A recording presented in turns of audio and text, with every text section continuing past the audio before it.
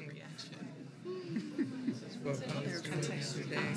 Oh yeah, my wife was sharing. And I love John Michael. I love the work with her. And you have like 2 minutes, you can do it. Really, just because I love explaining it. We do still doing BZA.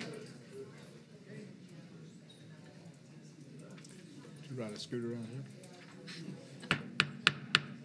If I can get everybody's attention, we'll go ahead and call the Metropolitan Planning Commission meeting of October 25th to order. I want to thank everybody for coming down. And can everybody hear me okay? All right, good deal. And so our first order of business is and I do apologize about our location, but early voting is taking place. And so I want to thank the school board for letting us come to the meeting here today. And I think that we have all of the commissioners are here today. So welcome, commissioners, to our meeting. So our first item is the adoption of the agenda. Is there a motion to adopt the agenda which is in front of you? And it says the revised agenda on it. So moved. It's a motion and a second. Any discussion? Seeing none, all in favor say aye. Aye. Opposed, no. Ayes have it, and the agenda is adopted. And now we are on to item C, which is the approval of the October 11th, 2018 minutes. Those were mailed to you earlier, and we'll need a motion to adopt those minutes. Is there a motion? There's a motion and a second. Any discussion on the minutes, additions, questions? Seeing none, all in favor say aye. Aye. Opposed, no. Ayes have it, and the minutes have been adopted. We're on to recognition of council members. I want to make sure I saw, and we do this as we see the council members come in, and so we saw Councilman Pulley. You want to go first, or you want to wait until your item? You can come on up. Welcome. Appreciate you coming down. Thank you very much. Appreciate it.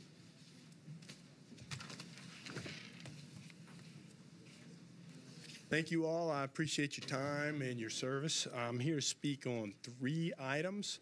The first item will be number 6 on your agenda. It's the Wimbledon subdivision. And what I want to say about that is in the previous Metro Planning Commission case, you guys ruled that it was not harmonious and with the wider lot area to the east of Hilldale, and I'm not sure what's changed between now and then, but I do want to argue that to the west there is a more urban development pattern, and I believe this breaks the balance at Hilldale and creates a more larger lot feel. Preference should be given to the lots on the east side, as Hilldale is essentially the breaking point for the differentiation of the lot sizes.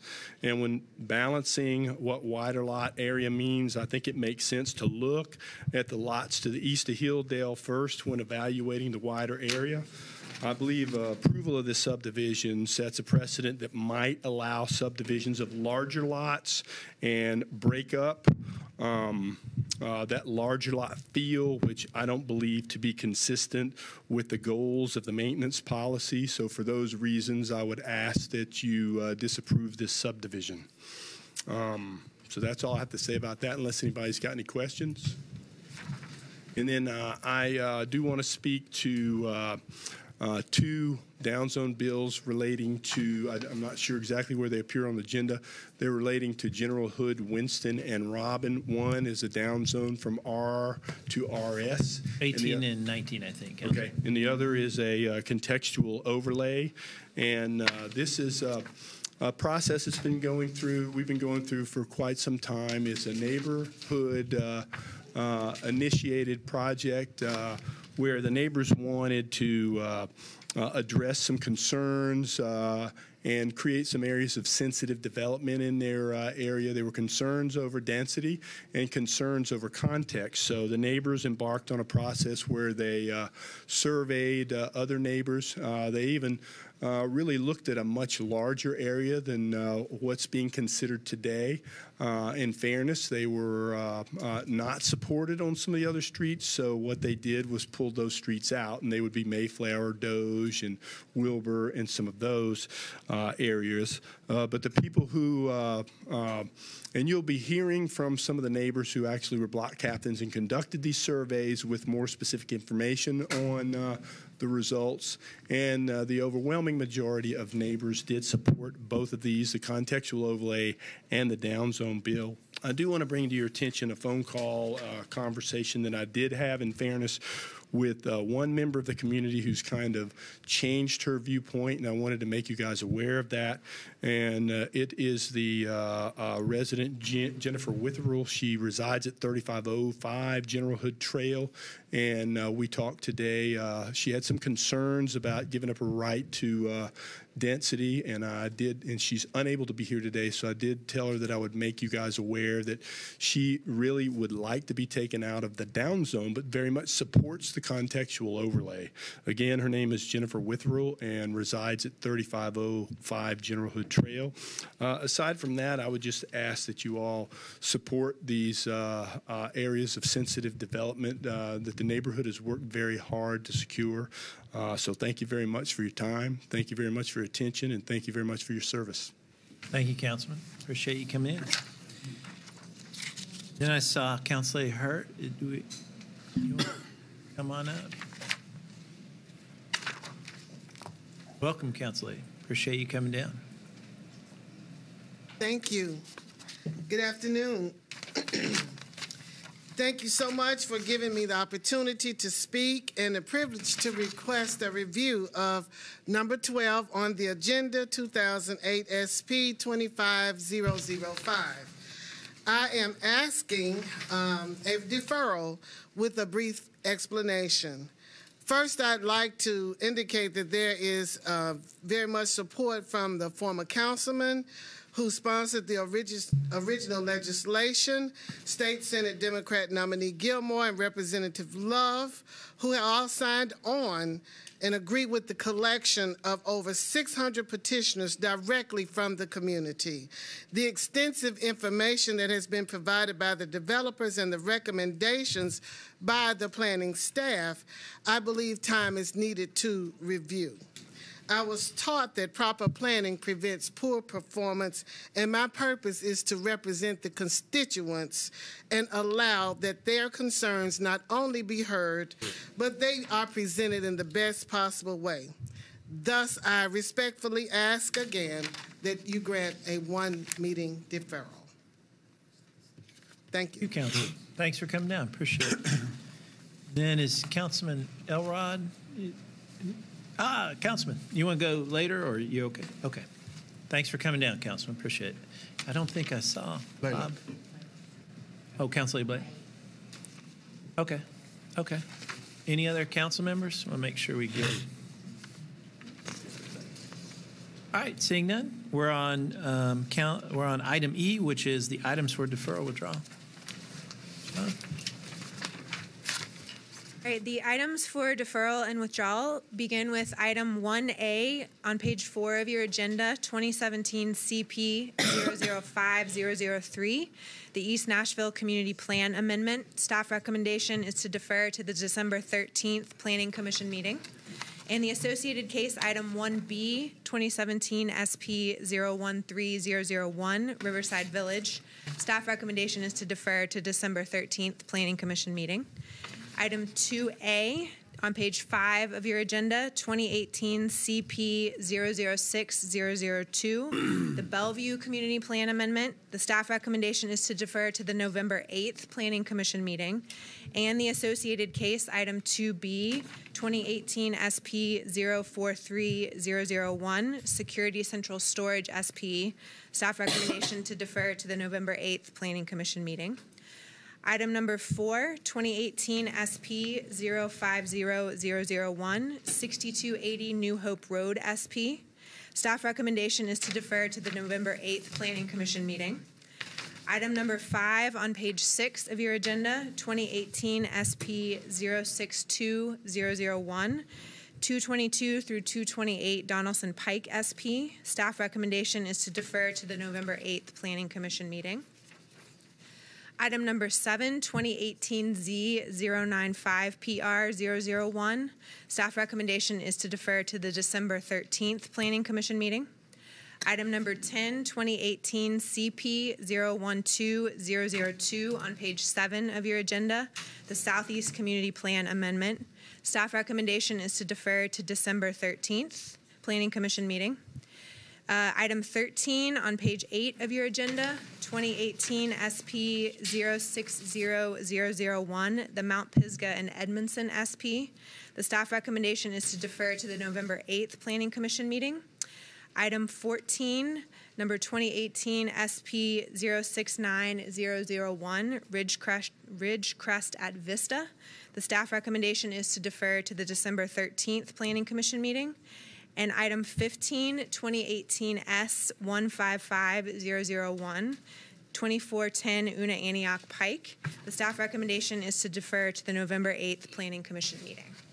John, you commissioners, you've heard the items for deferral withdrawal, and make sure that I get these right, just so we am correct.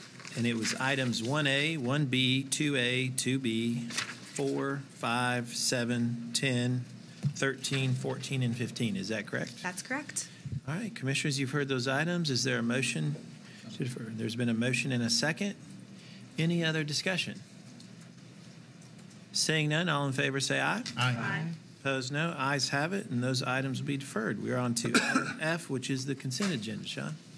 First, as information for our audience, if you are not satisfied with a decision made by the Planning Commission today, you may appeal the decision by petitioning for a writ of cert with the Davidson County Chancery or Circuit Court. Your appeal must be filed within 60 days of the date of entry of the Planning Commission's decision. To ensure that your appeal is filed in a timely manner and that all procedural requirements have been met, please be advised that you should contact independent legal counsel. For items on consent, as noticed to the public. Items on the consent agenda will be voted on at a single time. No individual public hearing will be held, nor will the Commission debate these items unless a member of the audience or the Commission requests that an item be removed from the consent agenda. And items on the consent agenda include item 3 on page 5 of your agenda, 2018 SP 001001, the Sloan and West Lawn SP, a request to rezone from R6 to SP zoning on properties located on Sloan Road and West Lawn Drive. Staff recommendation is to approve with conditions and disapprove without all conditions. Item 8 on page 6 of your agenda, 2018 Z100PR001, a request to rezone from R20 to IWD on properties located at Couchville Pike and Ned Shelton Road. The staff recommendation is to approve. Item 9A on page 6 of your agenda, 2018 CP011001, the South Nashville Community Plan Amendment.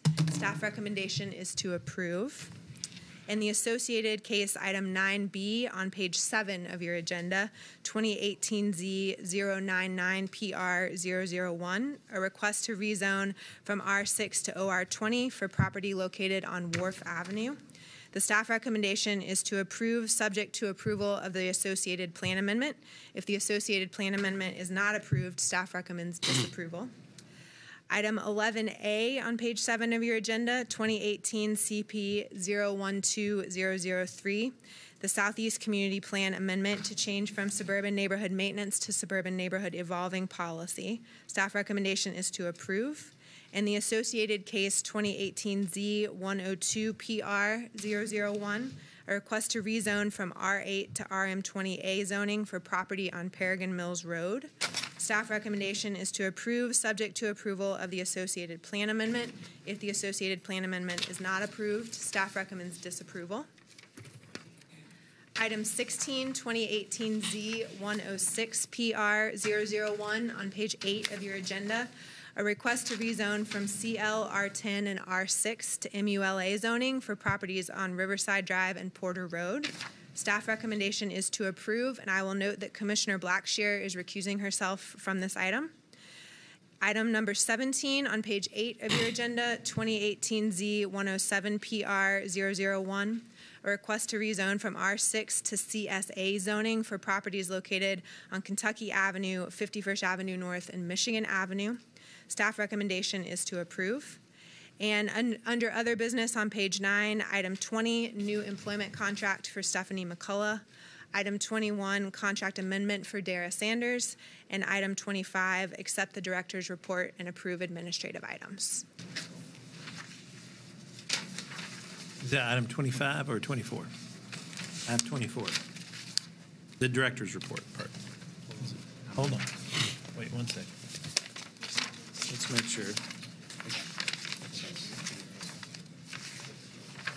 Yeah, okay. Item 25 is the correct. Perfect. All right, commissioners. So thank you, Sean. And you've heard the items for consent agenda. We'll go through these. Items number 3, number 8, number 9A, 9B, 11A, 11B, 16, 17, 20, 21, and 25. Is that correct? That's correct. All right. So, commissioners, you've heard those items that are on the consent agenda. Is there a motion to approve?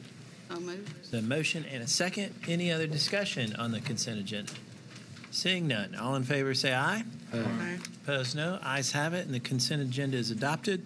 And so we are going to hear the following cases. Case number 6, number 12, number 18, and number 19. And so on case 6,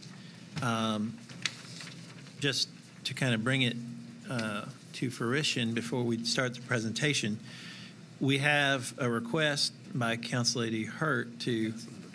Oh, is that number 12? Oh, Do we want to go ahead and deal with that? I am so sorry. Confused. We're on item 6, which is actually the Wimbledon item, which we can go ahead and do the presentation. Do we want to consider deferral of 12 before? Well, we can, because I think there are a lot of folks here on that particular item. So is that what the commission would like to do, is consider that item first? We would have to... I make a motion. Second. Okay, so let's get it properly before us, before we... Can I ask a question? Of if we got course, to? yeah. So Council Lady Hurt requested it, but it's not in her district. How do we reconcile that? Well, so we got a letter from the district council member. Have all the from council member Hastings, which is in that district. Council Lady Hurt is the one who requested the review, I believe is correct. Is that correct? And so we have the letter in front of us that states that he strongly urges to declare the remaining portion active of the SP. And so we do have a conflict between two council members. Well, I think in 2015, I received votes from all the countywide constituents, which means that all 35 districts fall under my purview. So I think I have the privilege to make the request, and I consider every constituent in Nashville my constituent as a council member at large. So, not that it is anything against the district councilman, it's just that the constituents have made their concerns known, and I find it my responsibility to make sure that they are heard. Well, thank you. And remind me, did this matter go before the council? It did go before the council. And was it and passed? The council approved it. Okay. What was, Bob, the did you tell? legislation. This exact matter has not been to the council. This is a not decision. this one, This but the this other. item in front of you, item 12, is a decision by the commission to determine if this SP is active or inactive. Another decision went to the council in September relating to a use on this property within this SP. So that was a different decision that went to council, but this decision to determine activity is the decision of the Planning Commission. If the commission determines that it's active, then it goes no further. If the commission determines that it's inactive, then you have to take a second step to determine what this property should be zoned to, and then it goes through it. Then it would go through a rezoning process if the commission determines that it should be rezoned. And so there's a couple different things that need to be determined first, but this is the first time that the commission has considered this item, and the council has not considered activity. Well, and usually, I mean, in order, so it's not properly before us yet, we would have to suspend the rules and get it to change the order. So we may not want to do that. That's fair.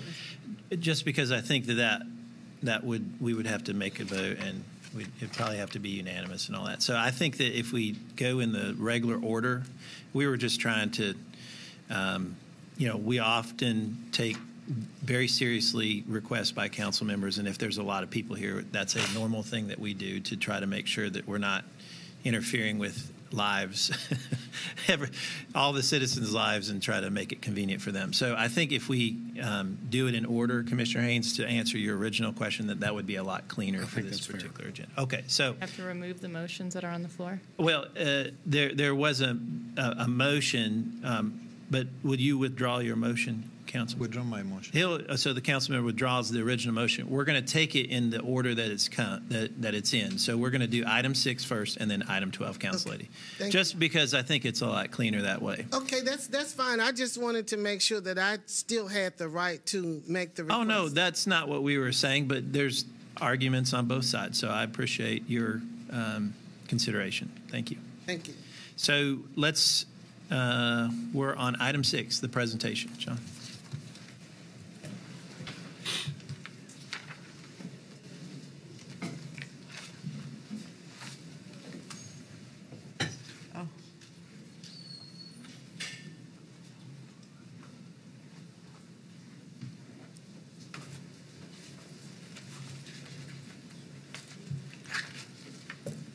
All right, item 6 is a request for concept plan approval to create 2 lots on property located at 2811 Wimbledon Road. The site is outlined in red.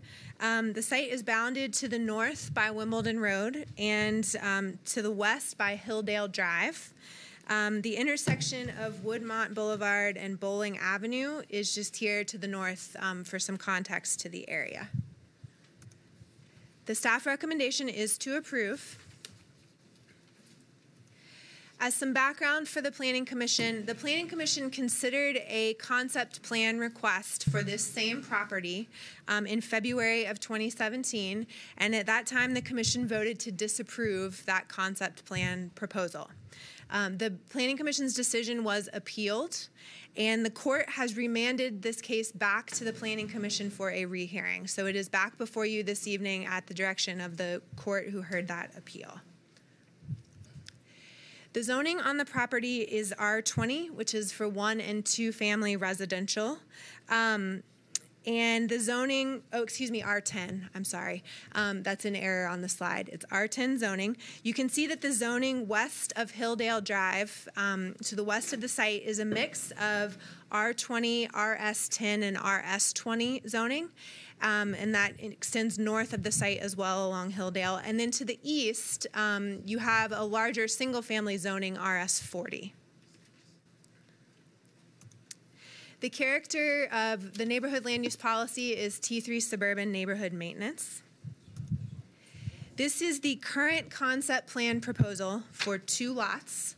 One of the lots would be oriented to Wimbledon Road at the north here, and the second lot would be oriented to Hilldale Drive. Hilldale Drive will be improved to public works standards, and both lots will have access from a shared driveway easement along Hilldale. This concept plan has been modified since the Planning Commission considered it previously. The red dashed line represents the previous lot line that was proposed to create the 2 lots. So as you can see, the black line, the currently proposed line, has shifted north slightly. And the impact of that was that that Lot 1 has decreased in size from about 42,000 square feet to 40,700 square feet approximately. And Lot 2 has actually increased in size from 32,800 square feet to 34,550 square feet. Another change is that since the last time this site was considered, a building permit has been obtained and a home has been begun to be constructed on what will be proposed Lot 1. Through the building permit process, the codes department determined the building setback required from Wimbledon Road to be 75 feet, and so the concept plan has been updated to reflect that setback that was determined through the building permit process. And the unit that's under construction would be retained as part of Lot 1 with this concept plan. So Section 3-5.2 of the subdivision regulations establishes criteria for reviewing infill subdivisions and determining their compatibility in neighborhood maintenance policies. And it directs us to look at several different items. The first is the zoning code, and both of the proposed lots meet the minimum requirements of the R10 zoning district that they're in. Both of the lots will have frontage along a public street. Lot 1 will front Wimbledon and Lot 2 will front Hilldale Drive, and Hilldale Drive will be improved to meet Public Works standards. And then the other factors have to do with the compatibility of the proposed lots with surrounding lots for lot frontage, lot area, and orientation. And the subdivision regulations provide a specific definition of which lots should be treated as surrounding lots for purposes of applying the compatibility criteria. The regulations define surrounding as the 5 R or RS zoned parcels oriented to the same block face on either side of the parcel to be subdivided or to the end of the block face. So for Lot 1, which is highlighted in yellow on the screen, there are 3 parcels to the east of it that are shaded in purple. Those are the 3 parcels that meet the definition of surrounding for Lot 1. Those are oriented to Wimbledon, and they stop at the block face, which would end with Lot 1. For Lot 2, which is oriented to Hilldale Drive, there's actually nothing that meets the definition of surrounding to compare to, because this portion of Hilldale Drive does not extend south and connect through. So the lots that are immediately south of this site are not oriented to the same street, and the block face ends at Wimbledon Road, so there's nothing to compare. So for the lot frontage, along Wimbledon Road, Lot 1 must have frontage at least equal to 164 feet, and proposed Lot 1 has over 187 feet of frontage, so it does meet the compatibility criteria for frontage. For Lot 2, there are no surrounding parcels to compare. For lot area, along Wimbledon Road, Lot 1 must be approximately 37,549 square feet, and it is proposed to be 40,701 square feet. So Lot 1 does meet the compatibility criteria requirements for area. And again, for Lot 2, there's nothing to compare. We also look at street setback. As I mentioned before, the existing home will be retained on Lot 1, so there's no requirement that a setback be platted. And for Lot 2, there are no abutting lots along Hilldale to be evaluated. So any future structures proposed on either lot would meet the requirements of the zoning code for setbacks. Lot 1 is oriented to Wimbledon, and it is consistent with the orientation of the surrounding parcels on Wimbledon. Again, for Lot 2, there's nothing to compare. And then all reviewing agencies have recommended approval of the concept plan. So the subdivision regulations also provide specific guidance on how to evaluate the proposal if surrounding parcels do not exist. And they state that where surrounding parcels do not exist, the Planning Commission may grant an exception to the compatibility criteria by considering a larger area to evaluate compatibility. To facilitate the Planning Commission's consideration of this standard, staff has completed additional analysis of several scenarios. For the first, staff looked at a very narrow scenario, which was to compare Lot 2 to the same surrounding parcels that were used for Lot 1. So as I mentioned before, Lot 1 already meets all of the compatibility criteria. So in this scenario, staff compared the currently proposed Lot 2 against those same 3 parcels along Wimbledon that are shaded in purple. I would note that the zoning of those 3 parcels is RS40, so those actually must, along Wimbledon, have a larger lot size than would be required on the zoning, by the zoning applicable to this site. So it's a conservative way to do the comparison because you're looking at an area that has a larger lot size standard to compare to. So if you compare proposed Lot 2 to those 3 purple shaded parcels, it has 175 feet of frontage and 34,550 square feet of area, which exceeds the standards that would be needed to meet the compatibility criteria for those parcels along Wimbledon. I would note that the last time the Planning Commission considered this plan, this was the analysis that staff looked at, and the Lot 2 actually did not meet these standards at that time. The change in the lot line, which increased the size of Lot 2, has caused it to now comply with the compatibility criteria based on this scenario. Staff also broadened that out slightly and looked at the parcels east of Hilldale along Wimbledon. So that added 2 more parcels in when you look at ones that are oriented to Wimbledon itself. And again, both lots meet all of the compatibility criteria if you do your analysis based on those 5 purple shaded parcels. And then staff further analyzed a number of alternative larger areas, incorporating parcels on both sides of Hilldale and the broader neighborhood, expanding actually all the way out to our typical 600-foot notice radius. And both proposed lots meet all of the compatibility criteria in all of these scenarios. So from the very narrow place where staff started through a whole range of alternatives, it is compliant with the compatibility standards. As the proposed lots meet all the compatibility criteria defined in section 3.5.2, and as proposed Lot 2 would meet the criteria based on all of those scenarios for a larger area that might be considered, and as the concept plan also meets all of the other requirements of the subdivision regulations, staff recommends approval. Thank you. Commissioners, we'll open this item for public hearing. Is the applicant in the room for 10 minutes? Come on up. Welcome. Former councilman. Thank you.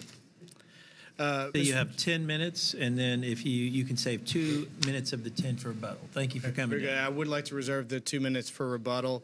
I really don't have a lot to add. I think, as Sean pointed out, the issue, I think, at the heart of this subdivision that's made it a little bit complicated is because of the stub road, you don't have what would be typical surrounding parcels for this second lot.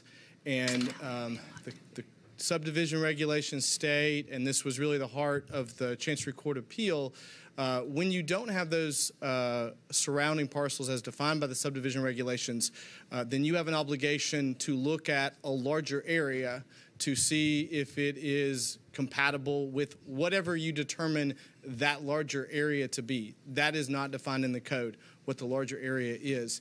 And so I think planning staff has done an excellent job of giving you several different scenarios of a larger area. I think what's fortunate in this case is you really doesn't matter which one of those larger areas you choose to consider, whether it's the very conservative RS, differently zoned, larger tract lots immediately to the east. Even if you just look at those 3 that were used for compatibility of the first, it still meets compatibility. If you zoom out, because as you zoom out, there tend to be smaller lots, particularly to the west, all of those analyses also meet compatibility for a larger area. So with that, I would really ask, I'm happy to answer any questions, but I believe that it's clear. I believe you have an obligation, unless you can find a different, larger area that we have not been able to find. It meets compatibility, which means it meets the subdivision regulation requirements, and so we would ask for your approval on that basis. Thank you, Mr. Holloman. And we'll reserve 2 minutes for your rebuttal. Anyone in the audience wishing to speak in support? Come on up. And appreciate y'all coming down. And you'll have 2 minutes. And please state your name and your address for the record. Mike Diogardi. I live at 2808 Valley Brook Place. I was the first home on Valley Brook Place 40 years ago when they developed that subdivision. For 40 years, I've had a lot on each side of me, a 2-acre lot on one side and a half-acre lot on the other side. Nothing was ever built on them. And then last year, 4 houses came on those lots. 4 on one side, 1 on the other side. I never expected that I'd have to ask anybody for any special favors to keep those lots from being built on. I knew all the time that the way they were zoned is the way they would eventually be built. I never tried to influence anybody to do me a special favor, and I'm happy with the houses that are there. I think these neighbors should be happy with the houses that are coming on this property. There has to be a line of definition. The line of definition is on the east side of the property, not on Hilldale. And the lot below it has 4 houses on it. The lot across the street from it will have 4 houses on it. And they will actually be on slightly smaller parcels than these. I don't understand how they could go to Rulon and allow 2 houses to be built on 1/4 of an acre, yet be upset about 4 houses being built on almost 2 acres. I think all these houses are improving the neighborhood. I think they're better than most in the neighborhood. I don't understand why there'd be any exemption or expectation of anything different. I like what they're doing. Thank you, sir. Come on up. Hey, good afternoon. I'm Stephen Grisham. I live at 2816 Valley Brook Place. And to speak to his point, you know, I live across the street from where there was a vacant lot, and, you know, kind of see that, and then to see the other properties that have been developed. I think Mr. Halloran's done a good job. I can't say that I wouldn't wish that there was still just open green space, but I know it's not realistic. So what he's done is built extremely nice properties that are not overdone, I think, but they fit the neighborhood really well. So I think there's another side to this argument that not only, like I know you guys are looking at what can they do. I think there's also another side that you guys are not going to get into. It's how are they going to execute it. And I think he's got a track record that's proven that he'll build a really nice place that brings the neighborhood up. I don't want my neighbors to see this on TV talking about their house, but there's another builder that had built across from me and went from setback to setback to setback, and it just doesn't fit the neighborhood. But what, you know, I've seen Mr. Halloran do in the past is not overdo it and build an extremely nice house that everybody in the neighborhood is excited about. So I'm totally for it. Thank you, sir. Anyone else wishing to speak in support? We'll make sure we get everybody. All right, seeing none, anyone wishing to speak in opposition to item 6? Anyone? Come on up. And you'll have 2 minutes, and please state your name and address for the record. My name is Hugh Tanner. I live at 3301 Wimbledon, directly across Hilldale from this property. I'd like to start by thanking Councilman Pulley for his support of our neighborhood. We have done a petition that I brought to submit with 78 members of our neighborhood signing against this project. It's interesting, the first speaker who spoke in favor of this signed our petition against it. He also, Sir, everybody is allowed to speak. He also sent me an email trying to intimidate me with legal action for continuing this, which is amazing. Sir, but let's keep it to the facts and not personal. But our neighborhood has very small streets. Hilldale itself is extended all the way to Woodmont. It's more like a lane. 2 cars cannot pass. Wimbledon has trouble with 2 cars passing. Down in front of the Warner's house. It's the lot behind is the issue. That's the one that nobody wanted. We wanted 2 houses. If the builder had come to the neighborhood and said, let's talk, let's figure this out. The first meeting, it was, I can build 13, but I'm going to do you guys a favor by only building 6. We did not like that concept either. He came before the Planning Commission, as you know, agreed to build 2. We did not know the suit had been filed. That is what the neighborhood would like. We have the petition. We have 14 or 15 people here in support of our petition and request that this be denied. And thank you for your time, and vote no. Thank you. And is the petition, you have the, thank you. We appreciate it. Thank you. Anyone else wishing to speak in opposition? Come on up. Welcome. My name's Louis Bunton. I live at 3303 Wimbledon Road next door to Hugh. And thank you for allowing us to speak today. We're not here in opposition of Lot 1. That was what was zoned when we bought our house 32 years ago. And all we're asking is that the commission stick to the current zoning. And I know that on the plat up there, they're going to improve Hilldale. Well, Hilldale's basically a dead-end road. And it was closed in 1997 because they were planning to do a cut-through, and at the time they determined that Wimbledon couldn't handle the excess traffic. That is still true today. So unless something is done to improve the traffic flow in our neighborhood, we're asking that you please deny this request. Thank you, sir. Anyone else wishing to speak? Come on up. If y'all would line up, if you could, that'd be great.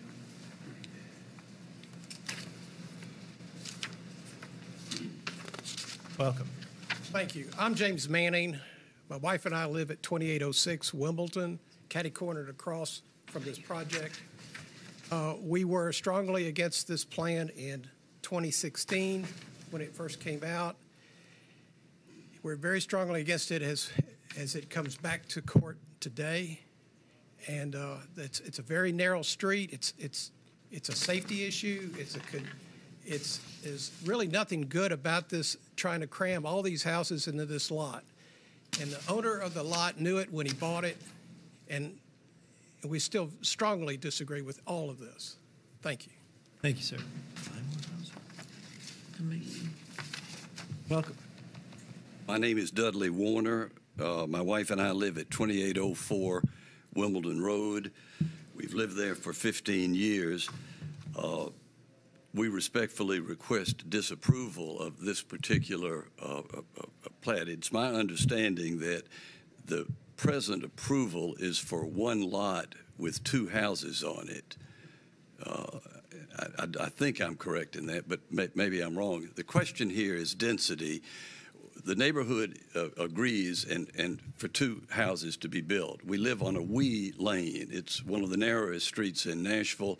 It serves a lot of people. The 2 lots on Hilldale that are being asked to be included on this are going to be using Wimbledon Road as their ingress and egress mechanism. For all intents and purposes, it is a lot that feeds on to Wimbledon, and Wimbledon will be the main ingress and egress. A minute ago, you questioned the speaker that said that the first speaker in support of this not living in the neighborhood was not pertinent because it was not a fact. I would contend, Chairman Atkins, that is a fact. He doesn't live anywhere near the neighborhood, and yet he's coming, and we have 78 neighbors in the neighborhood that use the neighborhood every single day and are not in favor of it. We are in favor of 2 homes, whether it's 1 lot with 2 homes on it or 2 lots each with 1 home on it. Either one of those would probably be approved by everybody in the neighborhood. Councilman Pulley has requested that you disapprove this. He's been to at least 15 meetings of our neighborhood association and is totally against this. So I respectfully request that you all disapprove this. Thank you. Thank you, sir.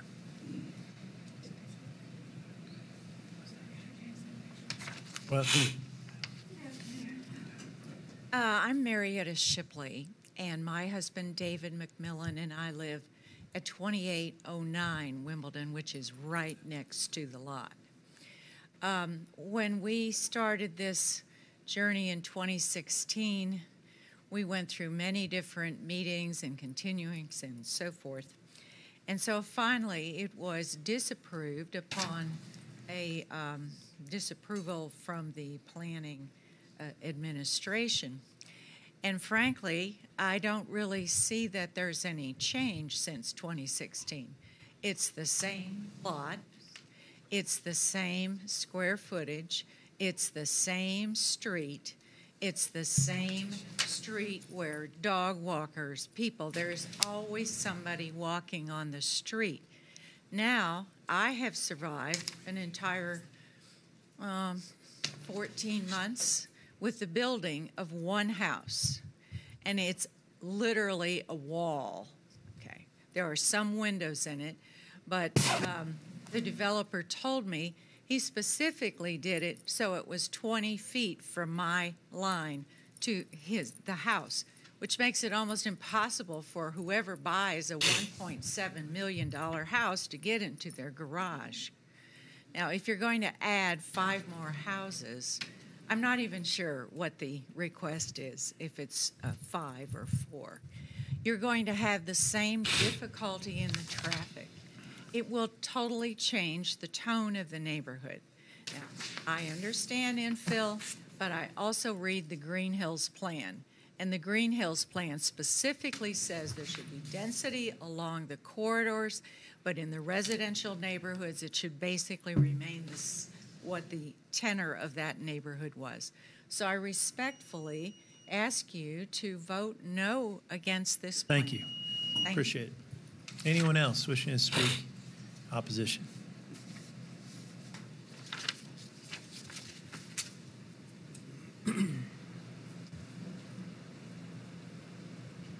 Welcome, Mr. Tuke. I'm Bob Tuke, and my wife Susan and I live at 3708 Wimbledon Road.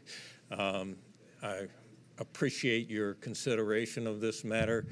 We are opposed to what's being proposed, just as we were the last time you considered this, and I spoke last time.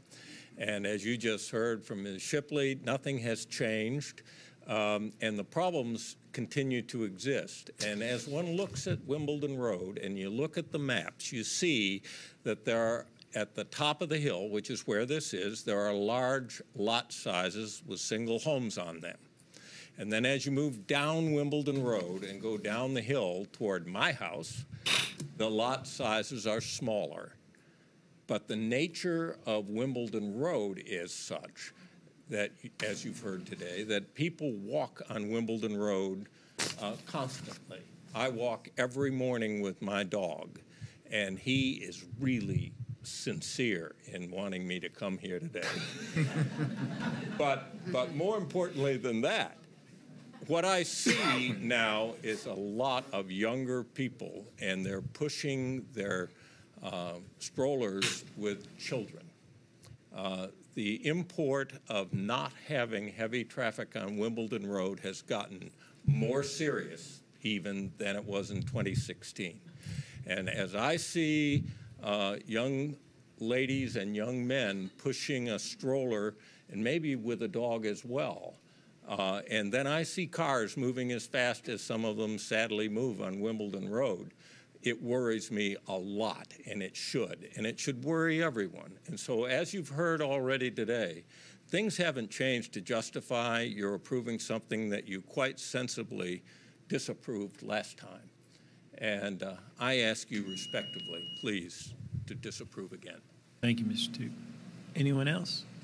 Come on up.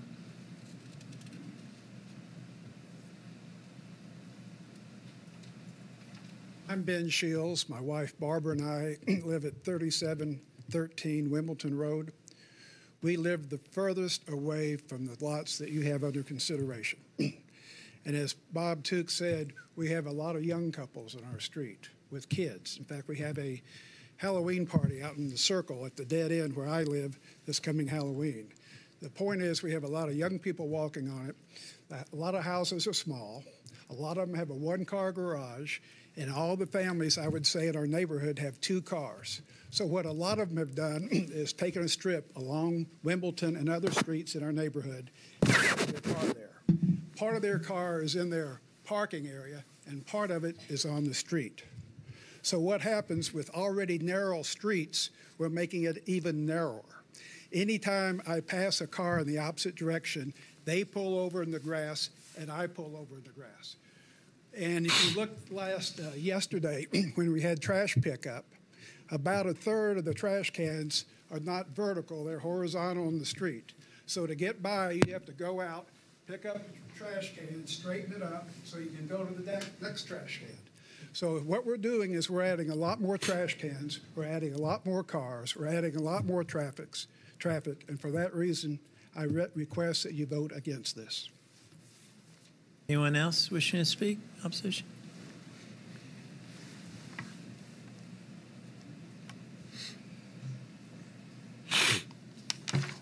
Welcome. Charlie Howarth. I live at 3300 Wimbledon Road, which is catty corner to this. My neighbors have made all the points that I could make. I would simply say that we're reaching a tipping point here, and there is a tipping point in instances like this when it just gets to be too much. Our streets can't handle it. We already have trouble getting down the streets, and when construction's there, it gets very, very bad. I know that a builder wants to maximize his profit, but it's not this group's mission to do that. Nothing has changed. Nothing has changed. He had a certain zoning when he bought it, and now that has not changed. It still allows two houses, which we're happy to accept. The compatibility issue is it's just not compatible to the neighborhood with the way it's situated now, the close houses and the people that live on it. Thank you very much. Thank you, sir, for coming down. Anyone else? I'll make sure we get everyone. No one else wishing to speak in opposition? 2 minutes for rebuttal. Mr. Holloman. Thank you, Mr. Chairman. I just want to make 2 quick points. One, the petition that was circulated, my understanding is it references 6 homes. Just for clarification for the record, this is not a request for 6 homes. It is a request for 2 lots, each of which would have the right to build 2 houses for a total of 4 homes. So there is no proposal under consideration for 6 homes. Secondly, just to articulate for the record, this is a subdivision regulation, a subdivision governed decision, which means that this body sits quasi-judicially and has an obligation to apply the subdivision regulations. In this case, that obligation, where there are not surrounding lots as defined by the subdivision regulations, to consider a larger area and determine if it is compatible with that, and that is a mathematical computation that the staff has provided to you, and as you saw under each of those scenarios, it is in fact compatible with any of those potential surrounding areas, and frankly, significantly larger than a lot of the 70% average of the information that's provided to you, particularly when you consider that a lot of these lots have 10,000 square foot minimum sizes, and each of these lots will be in excess of 34,000 square feet. Thank you so much. Thank you, sir. And that, seeing no one else wishing to speak, we can't do a rebuttal from the others. No. So everybody had their time to speak. Everybody was given the right amount of time to speak, and that's how we do it. So now, if whatever happens today, you do have an opportunity to do it judicially. So seeing no one else wishing to speak, I declare the public hearing closed. And so now we'll start with well, how about this first? I want to make sure that everybody understands why this case is coming back to the Planning Commission. It wasn't a request, trust me, it was not a request from us as a Planning Commission, but it was court-ordered to come back to us. So I'm going to have our staff attorney give us kind of a synopsis of why it's here.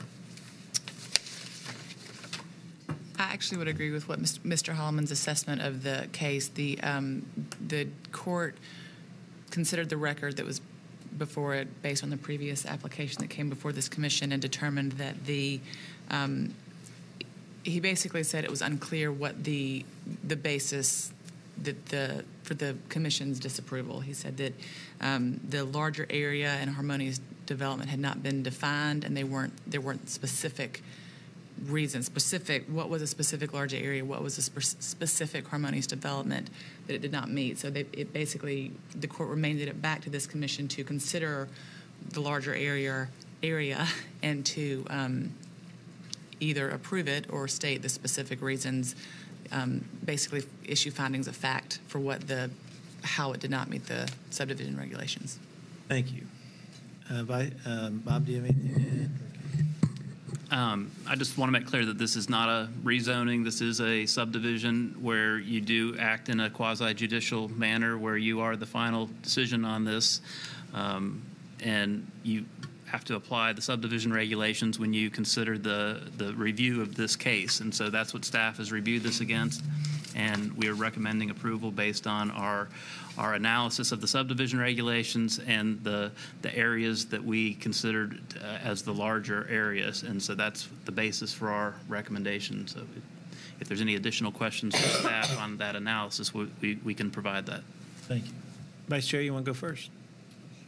And it's always on. So Okay, so just for point of clarification, at the first time we looked at it, Lot 2 was only 32,849 square feet. Is that correct? That's correct. So at that time, it would not have met the compatibility standards that even with these different larger areas that we have looked at, it would not have met those. So there were several different larger areas that came up in that discussion. What I would say it definitely did not meet previously was the first narrow scenario that staff based its analysis on.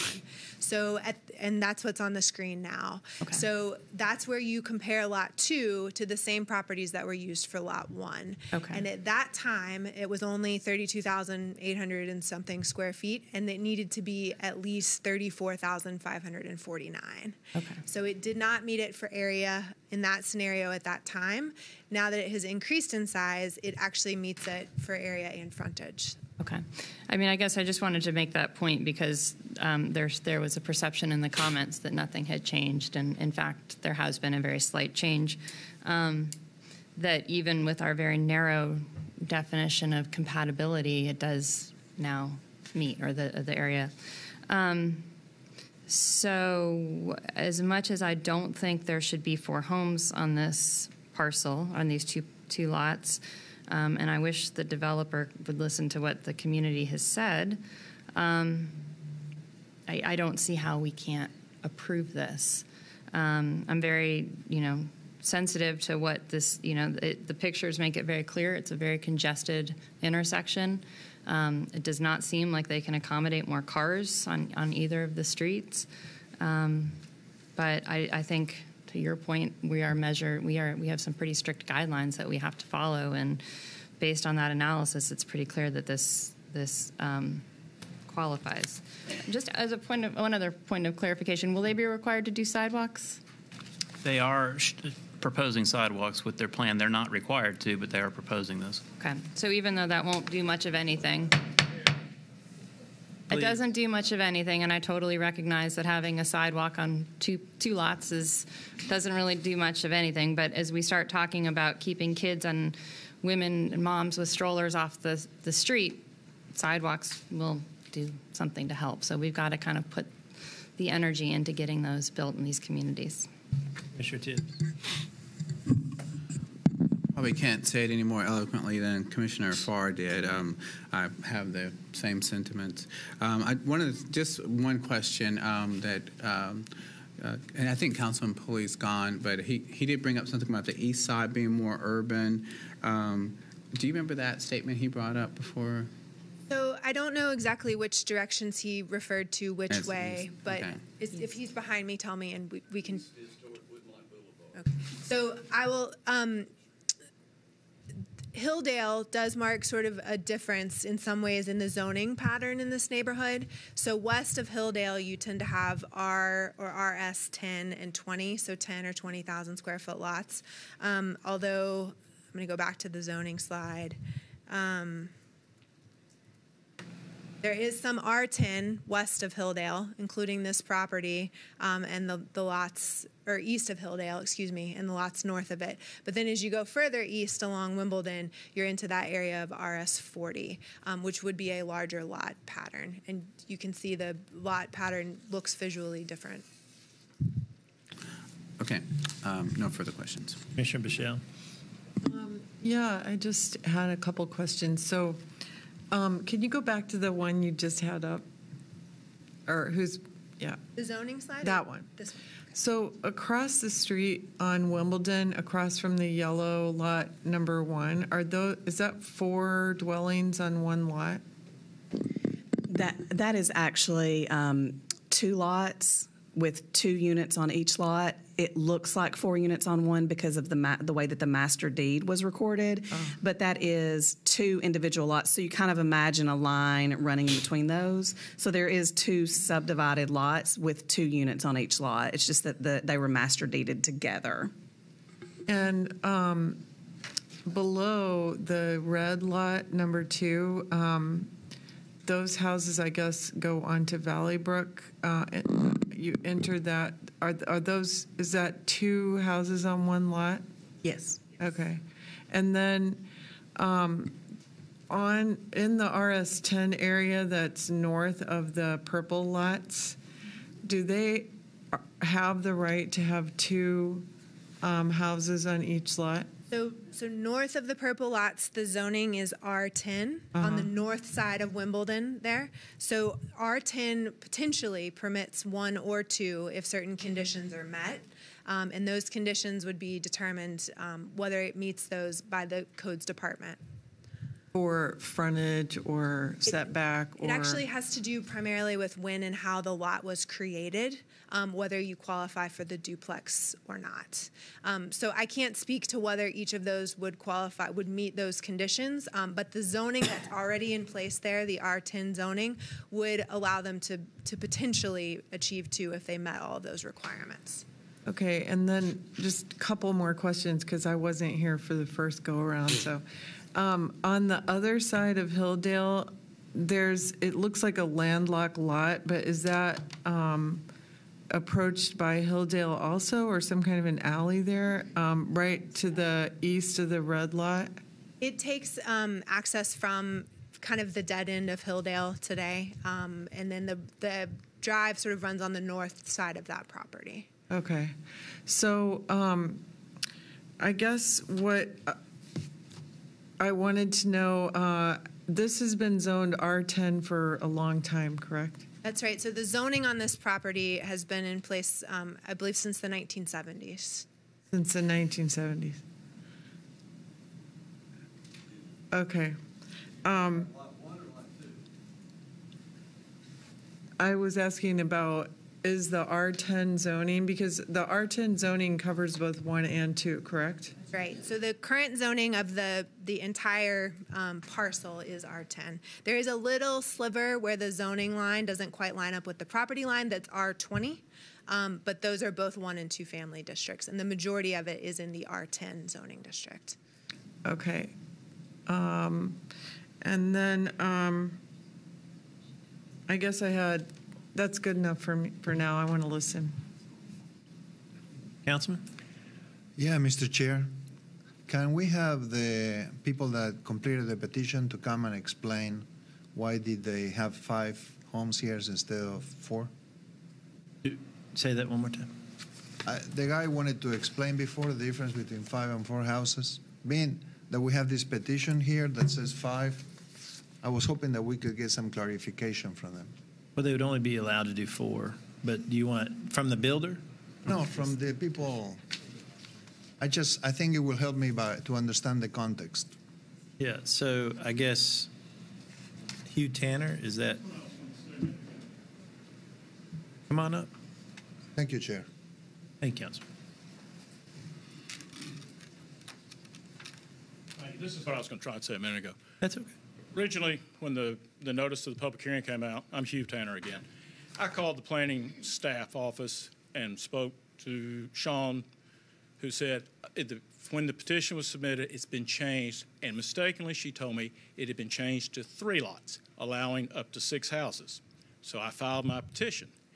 She subsequently sent me a letter, an email, check. I told everybody in the neighborhood that we knew that was only 4, but we still didn't want 4. But so it was an honest mistake on 2 people's part, that I was told up to 6, so I put 5 more. When it was corrected, I corrected it. Okay. But we still don't want it. Thank you for the clarification. Thanks. The next questions have to do with the setbacks on the lower lot.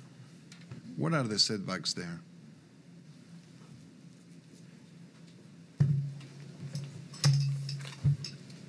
So with subdivisions, we will generally put a note on it that that the setbacks would have to be as per the zoning, and those are determined at the time of building permit. For the R10 zoning district, a rear setback is 20 feet, sides are 5, and then the front is generally contextual, and the code makes that determination. Do you have any? The reason I'm asking is, can I?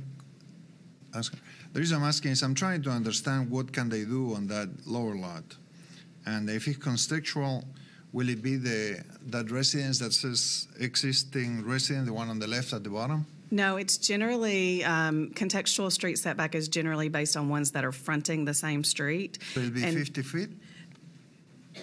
No, that's the one to the side. No, so on the north lot, on lot 1, fronting on Wimbledon, the setback is platted as 75 because that's where the new home has been built, because that was the setback that was determined by codes, and so they have added that. So if there was another home built fronting on Wimbledon, it would also be at that 75. For the bottom lot, they would be fronting on Hilldale, and so it would be a different setback.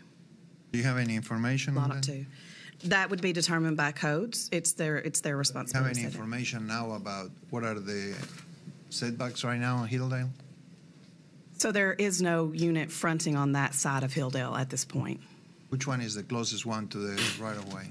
There is. This is the end of the block. Lot 2 will be the only lot that is oriented to Hilldale on the east side. And so in the absence of having a contextual setback, then there is a street setback per the zoning code. And the street setback for RS10 is, for R10 is 20 feet. If it's on a minor or local Councilman, street. it may also help to clarify that when codes looks at the contextual setback, they are also only looking at the same side of the street. Yeah. So they would not be evaluating properties across Hilldale in determining what the setback would be for lot 2. I don't know if that provides any additional clarity, but.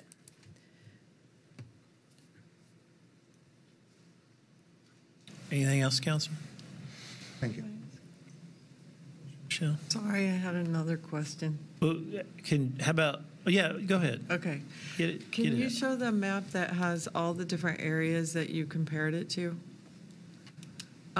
Okay, so.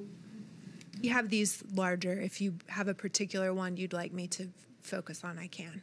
Okay, if I understand properly, the only way that we could find against staff's recommendation would be if one of these lots, 1 or 2, did not comply with one of these larger areas. Is that right? I mean, so I think if you would choose to disagree with staff's recommendation, you would just need to state the basis on which you were doing that, what of the subdivision regulations it doesn't comply with. That could, I suppose, include identifying a different larger area where it does not meet the standards. But you would have to decide what that is. And we tried to work through from a very narrow one to a broad one to offer you a number of alternatives. And Commissioner, let me interject a little bit, but historically, if we start trying to say, okay, well, this one doesn't fit, but now let's look at a much larger area and then a larger area than that, then we get into a problem where we're not following our own subdivision requirements and we're trying to find a scapegoat. So I just caution the commission to be careful with that reasoning. Generally, we try to be consistent because we had a really historically, we had a hard time, I think it was probably 5 or 6 years ago, in not being consistent. So we made new subdivision regulations that had a formula, was very consistent, and that is how we got to it today. Now, if the larger question is, do we not like our regulations for subdivisions, and we want to always consider, a 600-foot radius or a 1,000-foot radius, that we do it for every case, if that makes sense. So I understand why you're asking those questions, but I just say, be cautious. And staff chose different areas to evaluate that we felt were defensible, and I'll let legal speak to this, but I don't think we can just cherry pick parcels that we think that we want to compare it to. It's got to be a logical area that surrounds this one. It can't just be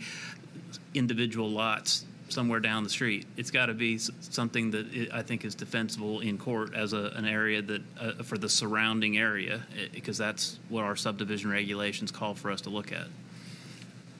Just an FYI. Commissioner Moore? So I agree with Commissioners Farr and Tibbs.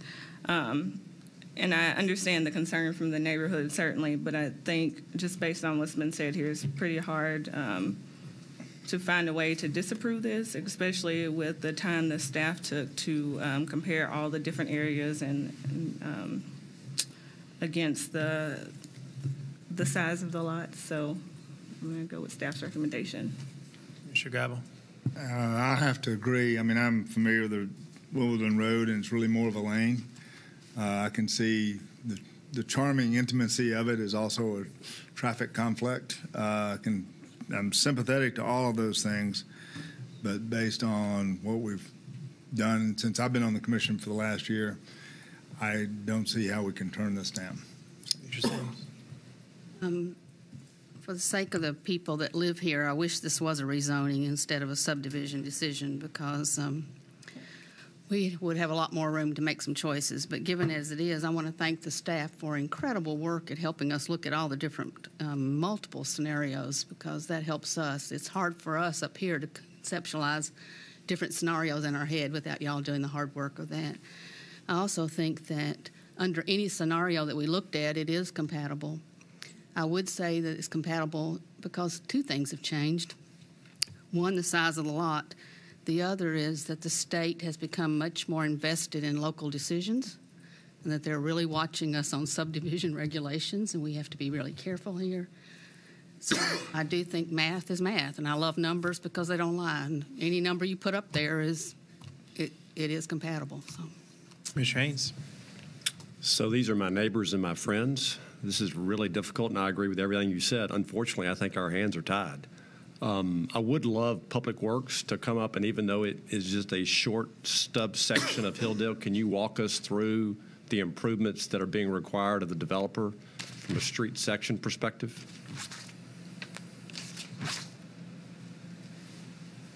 And while you're walking up here, Ben, any latitude we have in making them make other improvements off-site? Okay, I'll take them one at a time. The improvements along Hilldale and Wimbledon will be in compliance with our standard road sections. You'll install curb and gutter, grass strip, and sidewalk. And is he widening that street to a normal street section? There will be, I couldn't speak to that specifically because I don't see the exact road dimensions here, but it does indicate that there is some road widening that will occur on both streets. Sean, can you speak to that?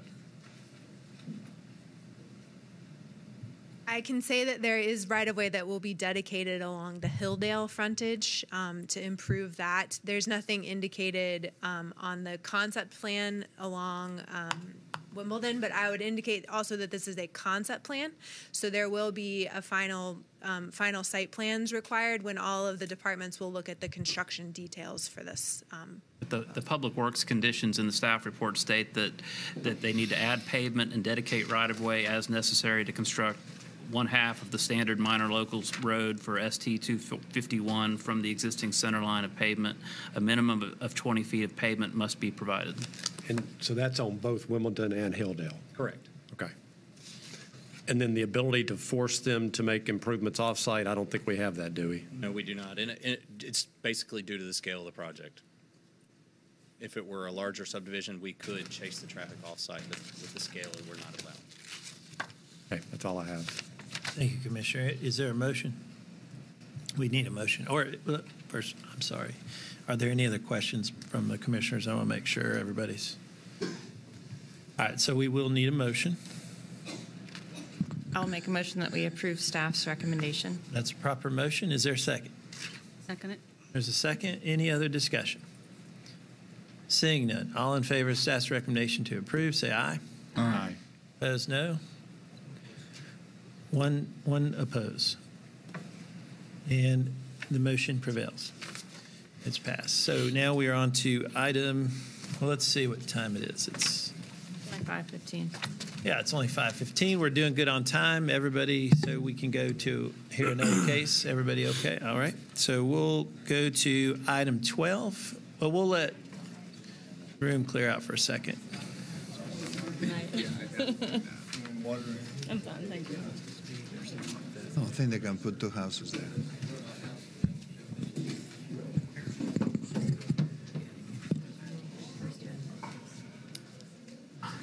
So I'm like, what changed enough to make it?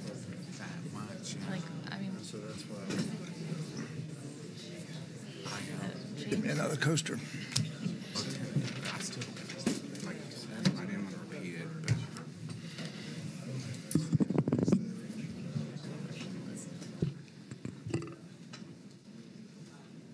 All right, so before we start, Sean, Council Lady Hart went first, and we have Councilmember Hastings in the crowd. And so, to be fair, I think we should it's my opinion that we let both of the council members speak. So if there's no objection, Councilmember Hastings, Council Lady had already spoke, so welcome. We always try to give the council members as much time, and we respect you all very much. So thank you for coming down. Back to you guys too, and thank you very, very much for being here. Thank you for taking your time and opportunity and all of this good stuff. I just wanted to rise to oppose a deferral of this issue. This plan has actually been before the council. It passed 31-7. Actually, with the state of Tennessee as well. This is not a zoning issue. This issue was brought up by a council at large, not myself, which I am the district council person, brought up to do a PUD review. And the decision of the PUD review did come back to us, and we appreciate the staff for handling that to see what's going on. I actually feel confused myself by other individuals that are within the community and the sector who are going to tell others that this is a decision on whether the facility can move there or not. That is not true. The state of Tennessee has made that decision. And actually, the zoning for this particular property or project was done years ago with the former councilman. This was done, and no, the zoning change has happened, but the decision has come into effect to where there is a business that's already inside of my district that would like to move up the street, and they would have to comply with new state regulations on how they operate their business. We need them to clean up. We would like for them to clean up, and the state regulations are really, really something that will keep them in line and make sure these things are done. This is not the facility that they're talking about is a grease recycling facility. The grease recycling facility is not the only thing that is moving to that property. The land was actually zoned, a piece of it industrial, and the others is for retail and some other things. From my understanding, we're talking legal because I spent a lot of time dealing with this issue. I have found that there was a plan that was set up for years ago for housing. The community did not want that. It did not come with this body's recommendation to rezone that piece of property. There's other council people who are here that were in office during that time that voted to support that rezoning to what it is today. I did not change anything. The way that it is, well, after checking with TDEC and after checking with every level as far as our legal system, this is the way that it is for the zoning. This has been one of the pains in my back because it's something that I do not control. This is something that would not be before us right now if it was something that I controlled from the beginning, but I didn't. But where we are right now, we're not asking for a deferral of this. Everyone is in place. Actually, for your next meeting, I will be out of state, and I will not be able to be in. But I would ask for you to hear this today so we can get this over with, because this is not a zoning issue. This issue has already been decided with the state of Tennessee and the council as a supermajority of vote of 31-7. And there's other individuals who didn't like that decision and would like to bring that up. I don't want to rack and roll or play around with my constituents because I respect all of them. I really do. The ones that agree and disagree with me. But my job is to be the best possible individual that I can be for all of my constituents to get the best thing that we need within our community. I thank you all very, very much as we go on today to hear it, and hopefully we're hearing this to close this out, to make sure that the community is heard. They want to be heard again, and that is fine. But overall, I've heard all of their concerns, and this is the decision that we come up with, especially with the legal decisions that you guys just talked about today. There are some things that we can't do anything about because of the legal stance that we're in. And because of the legal stance that we're in, and because of the consequences that we can find ourselves in for the metro government, the decision was to go forward with this. And even without us voting to make that decision to go forward, the current facility could move there because of the zoning that is set in place right now. They just would not be allowed to do a certain percentage of their business because of the Jackson law, which I was a part of pushing through to make it law. And I thank you guys very much. And at this time, if you have any questions for me, I will answer those for you.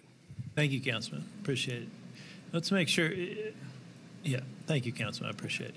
And so to get clarification for the commission, kind of the timing of this, Bob, would you clarify Sure. where we are procedurally with this issue? Sure. Procedurally, on these SP reviews, there's a certain time period by which you have to review them and make a recommendation.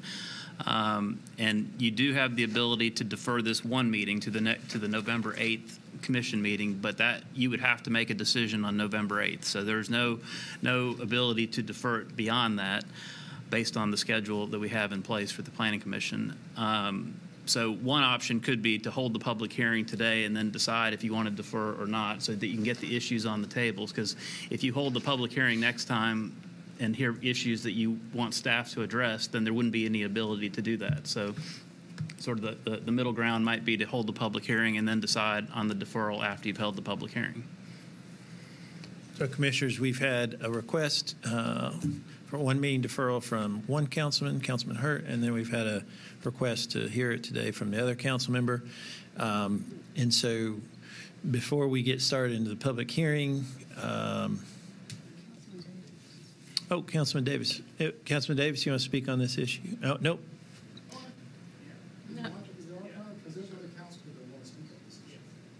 Well, I think to be fair, let's ask the commission real quick that we generally let council members speak. So, without objection, Councilman, we'll hear from all of the council members. So, anyone wishing to speak, just to be completely fair, if that's okay with you, Councilman, you're recognized. Come on. Welcome. Thank you for coming down. Thank you for volunteering your time. This is a tough decision. I mean, I don't want to be here today. And I love coming to see all of you. And I feel bad because, I have friends on both sides of this issue that I care about deeply. have a good friend that's a community leader that's against this. I have a friend on the other side of for it, and I have a council member who I love to death that wants to defer. Then I have another council member who's a good friend of mine also that wants to move it forward. I just want to provide some clarification. The original SP I voted on. There were a lot of protections put forward. There was buffers and all kinds of different buffers and different things. It was SP originally.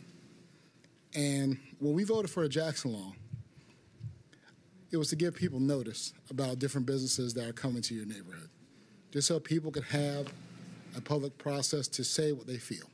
Because people were feeling like they weren't getting enough notice when a trash facility or even an industrial plant that provides a lot of jobs, who we would welcome, like a Saturn or a Nissan or something that pays high wages and puts a lot of our union brothers and sisters to work, but still people want to know about it and get noticed. But one thing I want to focus on with this, we're looking at, and it's very dangerous ground, and I'm trying to use my words carefully because of my deep feelings about both the council people. As a district council member, I do not like it when at large interferes in my district. Even though this is a different circumstances than what happened in my district, I understand that. But I also understand, even though some constituents may disagree with the district council member, I understand why the at large, wanted to help those members. But looking at it this way, like the district council member says, if you really want to change this, your fight is on the state level.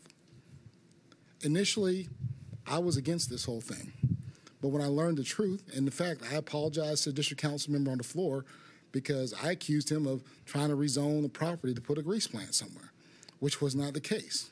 And then talking with legal and looking at TDEC recommendations, it was going downhill that the state was going to make a decision, and it feels that this property is zoned to allow this use. And we all took civics, at least kids should be taking civics now. It's federal, state, then local. We're at the bottom of the totem pole here. If we need to do a decision today. That's how I feel as a council member. Have the public hearing and make the decision today. By deferring this out till November 8th, even further, it keeps the community divided even more because we're giving false hope that this facility won't be able to move over there, and that's the problem. I don't want to give my neighbors false hope, even if it's true or not. And if you're going to judge today or make a decision, which is a tough one, I don't envy any of you, especially you, Mr. Bidney.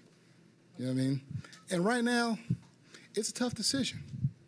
And so I encourage you, since we're just for, and I'm just going to say it plainly, no disrespect to either side, since we're going to throw councilmatic courtesy out the window and we're going to see what council members support what, if we're just going strictly by council members' decision, I'm saying let's decide this today so we don't continue the emails and I can go to church in peace without both sides fussing at me, and just to get this over with today so that we can go either support this or fight this on the state level if that's what the neighbors choose to do. Because blaming the district council member or the at-large member about this, it's something that fell in both their laps. And right now, we need to make a decision today. And I understand the chairman and the planning staff being very diplomatic and saying, let's have the public hearing today, and then let's have a decision, November 8th, possibly as a compromise. But what happens is this drags out in the media longer. The constituents and the people in the neighborhood can't come together and say, okay, let's work with a new owner or let's take this to the next level. But this has been dragging out for a long, long time. And there's got to be a decision today because the bandwidth and, the community needs an answer. And if the commission votes against it, that's your prerogative. And always, no matter how I feel, we're still great no matter what decision you make. But we have to have a decision today because right now, we can't just keep putting the community in limbo because right now, we have a decision to make. And this problem was not caused by the city council. Councilman Hastings did not vote, did not put a grease plant in this neighborhood. You know what I mean? And so now we have a decision that we have to fight on the state level, because this kind of stuff. Because once again, it goes federal, state, local. And just as I'm leaving here, and just so I'm clear, okay, just one quick question, and that's why I was coming up here initially. Didn't think I was going to speak right this second. But code staff, did they send a letter suggesting that this PUD was active and this was the proper use? And was the planning staff recommendation to approve this?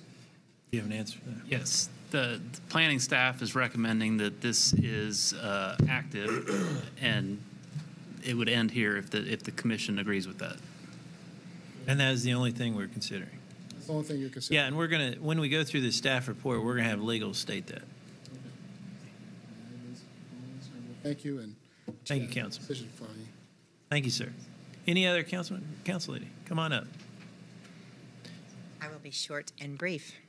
This is a very simple PUD review of whether it's active or SP inactive. review. Or, yeah. So I just wanted to say, could we please not defer it tonight? So Thank you. I did see Councilman Elrod. Was he? he left. He had. Oh, he had the. I think he was not here on another Hall issue. is here. Councilman Hall is here, though. Councilman Hall. Councilman Hall, you want to go?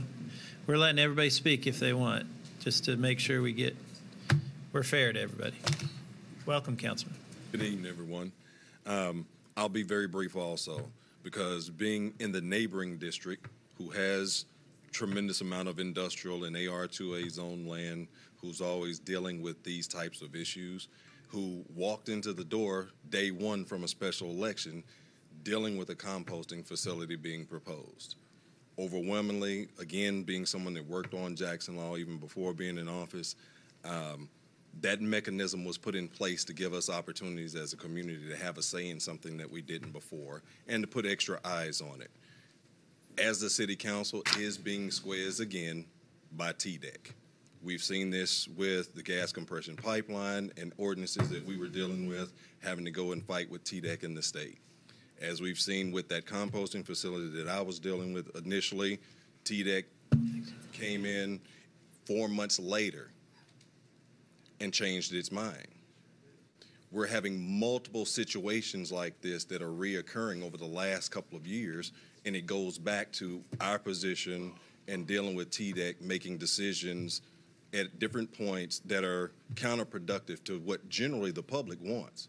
Because once council members weigh in on something, or once they've dealt with their constituents and they've talked about it, once something's hit the council floor and been voted on, for TDEC to come back in again and go back and reverse those decisions, even when months have gone by, is unacceptable. So our fight is really with them. We need to move forward, get this resolved, and figure out how we're going to approach those conversations moving forward with them, because we'll be right back here again on a similar issue very soon, at least once in the next few months. Thanks. Thank you, Councilman. Appreciate it. Any other council members? We'll make sure we cover everybody. Council Lady, you want to go again? Come on up. Thank you very much. I just want to make it clear that this is not about council members. I am on the side of right. And I think that the constituents have the right to be heard. I believe that we have the right to ask for a deferral. I think we have the right to be granted a deferral. And I am asking respectfully for that deferral. And I appreciate all of the comments that have been made. And I know that with Councilman Hall, when he did walk in the door and he found the resistance to the facility, he withdrew the bill. And the state can go forth and take whatever actions that they have to take. But what I'm asking for today is for the right for the constituents to not only be heard, but for them to have the opportunity to seek some counsel, because they don't have the finances to go out. And now that they have been given a donation to seek some assistance, I think if you gave them that opportunity, it would be very appreciated. Thank you. Thank you, Council Lady. Appreciate it. All right. So I appreciate Mr. White? Wait, Mr. Well, you got to get in front of the microphone. So, but this better be good. 60 seconds. I'm the attorney for the property owners who clearly object to the deferral, and I'm asking at some point a question go to legal counsel here, in that basically the deferral, if it went to November 8, I've been informed. Okay, hold on. Everybody needs to calm down, please. Mr. White, will you please take your seat? I get your request. Thank you. Both council members on November 8th are to be out of town. No, Mr. White, I get the request. Please sit down. Thank you. All right, so we have council members asking for deferral, and we also have council members asking for it not to be deferred. So generally, our tradition has been that we hear cases, right? We hear the case, we hear the staff report. Out of respect, a lot of times, if there's a lot of people, we try to either decide if we're going to defer ahead of time or not defer, out of respect. Now, it's up to this body to defer or not to defer.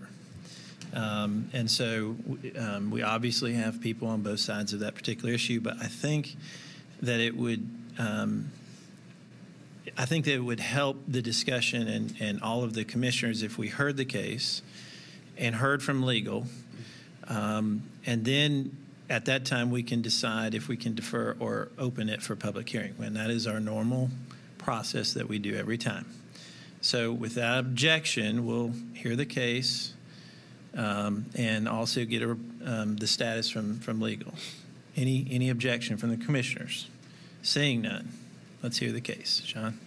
And so a lot of times I understand this is very controversial. There are a lot of emotions, but let me tell you what we don't do, that we don't tolerate, is that we all respect each other. We all love this community. And so I respectfully request, no outbursts, that everybody will have their time to talk if we go to a public hearing. And so on both sides, we ask for respect and dignity, and you have to keep it professional and not personal. Okay, that's all we request. So, Sean, you ready?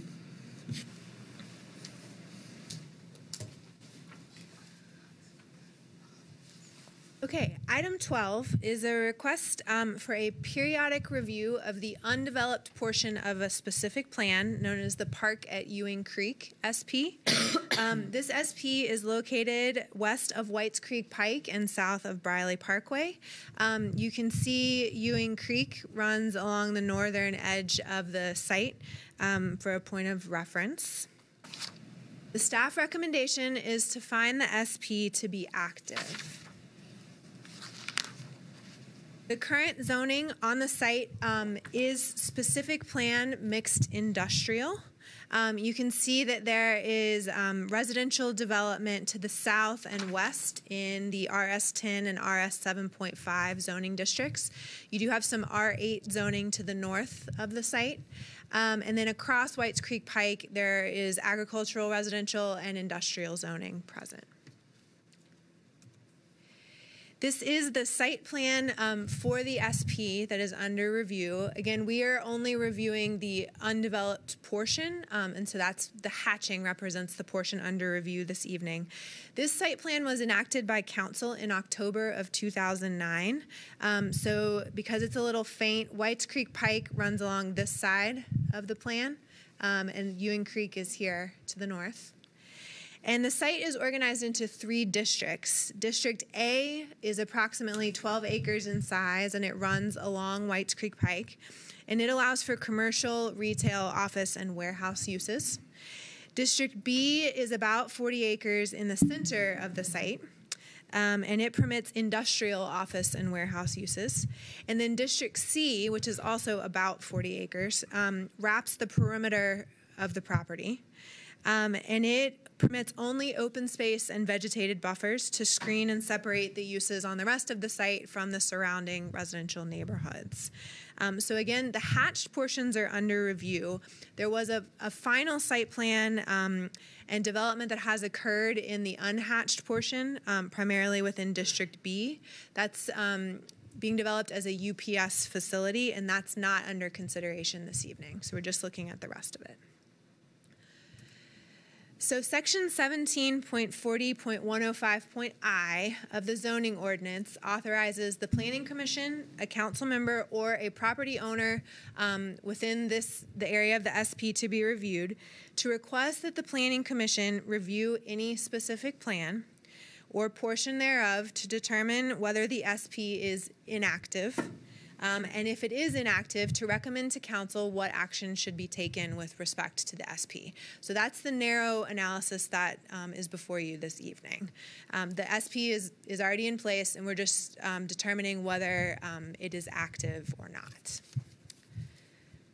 So that is the first step of the process, and the code outlines some findings that should be established by the commission as you make this determination. The first is whether 4 or more years have elapsed since the SP was either initially enacted, amended, or has been reviewed under this periodic review process. The second has to do with whether construction has commenced on the portion of the SP under review. And the third has to do with whether right-of-way has been acquired from a third party or construction of off-site improvements has occurred. The Planning Commission may also consider the aggregate of actions, if any, taken within the prior 12 months to develop the portion of the SP under review. Staff considered both the records in Metro's files related to this SP and this property, as well as information that was provided by the property owner. The owner is afforded the opportunity to respond to the periodic review request and provide information regarding the aggregate of actions that they believe have occurred. So staff looked at all of that information. For the first finding, this was enacted in 2009. It has not been amended or reviewed since that time. So certainly 4 years have elapsed since that period. And then actually for the third finding, there's not been acquisition of right-of-way or off-site improvements. So staff's analysis really focused on the second finding having to do with commencement of construction and also the aggregate of actions piece that you are able to consider.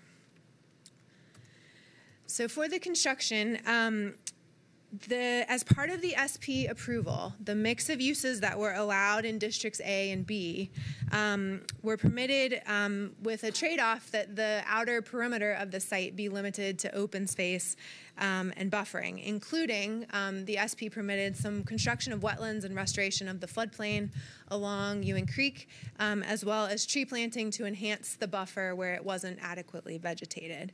And so there has been activity in the portion shaded in yellow. A final site plan and grading permit were approved in April of 2011. You can see a clip of the final site plan there to allow for the construction of wetlands and the tree planting that was permitted by that portion of the SP. So those activities have been underway, and Metro's final inspection and completion of this project was completed in August of 2017. Staff also looked at information provided regarding the aggregate of actions. So in addition to the construction activity in that portion of District C, there has been a landscape and maintenance agreement required for the open space buffers that was recorded in October of 2017. That was to fulfill a condition of the council ordinance related to establishing how those areas would be maintained over time. There has also been, and this is what you've heard the council members refer to, action taken on the part of the applicant necessary to get the location of a use they intend to locate on this site approved through council. So that's the Jackson Law process that you heard referenced. That use is permitted within the SP zoning that's there today, but it had to go through that step of council before any development permits could be issued. So that was undertaken by the owner. And then the owner also provided information regarding the expenses that they've had related to preparing the undeveloped portion of the site for development and going through the steps necessary to initiate development of that portion of the SP. So based on the commencement of construction in part of District C, and also on the aggregate of actions that have been taken to prepare for development of the remaining portion. Staff recommends that the Planning Commission find this SP to be active. Thank you, Sean. So I'm going to hand it over to legal counsel again, just for a clarification of the only thing that we are considering tonight. And what I'm going to ask everybody to do is to stay focused on that subject. And so in our deliberations to do that, and then also public, comments, to please keep your comments if we move forward with the public hearing to what's at hand in front of us. And the question. So, legal, can you clarify exactly what we have the authority to determine tonight and what we don't? Yes. The Title 17 of the Metro Code gives a council person the authority to make a recommendation that this commission review an SP, determine whether the SP is active or inactive. As Sean went over in her presentation, there are factors for this body to consider. So the only issue before you tonight is whether or not this SP is active or inactive, and there are specific factors that you should consider when making that determination. If you determine that the SP is active based on those criteria, that's all there is for you to consider, nothing else. If, based on the criteria that was presented tonight, you determine that the SP is inactive, then you would move on to make the code requires you to make a recommendation to council to either reapprove the SP, amend the SP, or rezone the property. So, but the first thing and only thing you must consider at first is whether or not it's active or inactive. Then, if necessary, you would move on.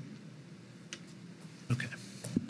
Are there any questions of the staff team or the attorney? I have a question. Yeah, Commissioner Sims. In the consideration of this, how and I'm struggling to phrase this correctly, but how much do we need to consider the equal representation by legal expertise on both sides? I would recommend that you listen to the legal counsel for this body. Yeah, we don't. I mean, respectfully, they both have very competent attorneys, but no, I'm saying one side here doesn't have legal representation, the other side does. And we know that according to the letters that we received. Well, either side certainly has had the opportunity to obtain an attorney, and that is certainly I don't think they think they've had the time. Well, I don't think it has any bearing on. I don't think that. But in the event this body chooses to defer it, the longest it could be deferred is one meeting. Otherwise, the code. Right, I understand that. Code, yeah, I do think that according to our code of ethics, that it does tell us that we have to ensure that particularly those that may have a disadvantage have equal representation. And so I don't know what that really means in this situation, but. Well, I think that you would look at when the application was submitted to the Planning Commission, and whether one side has had longer than another to obtain representation. To the extent you want to consider that, I don't know that. Because we haven't received a letter from Stuart Clifton ever, and that's the argument he's making in his letter to us. Staff has reviewed this against the criteria in the code, and so I think that's really the primary thing that you need to consider is the what's in the zoning code, and staff has made a recommendation based on that.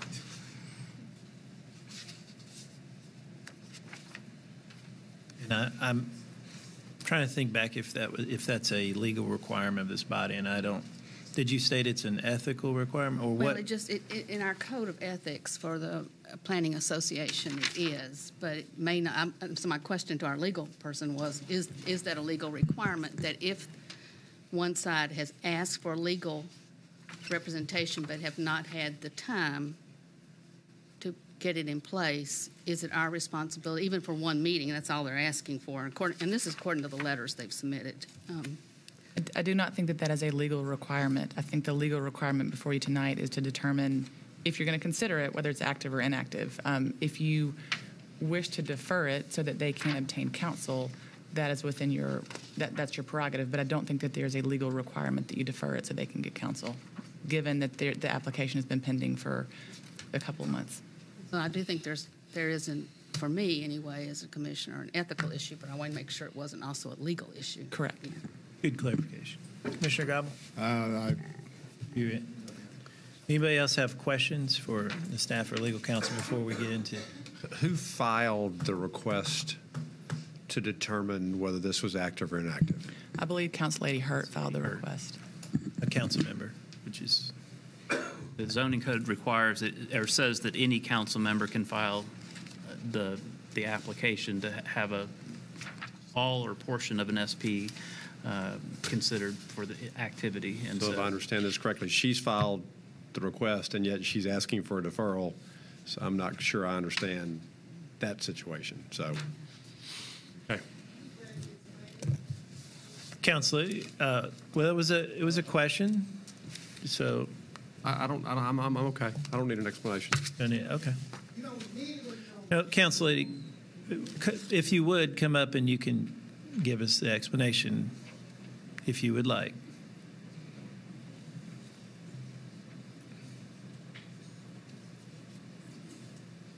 With all due respect, Commissioner, I'll be very happy to explain why it is. And as the other commissioner, I do agree that there is an ethical issue here that should be put in the forefront of the consciousness of the commissioners. There is no legal representation for the constituents for whom I'm speaking.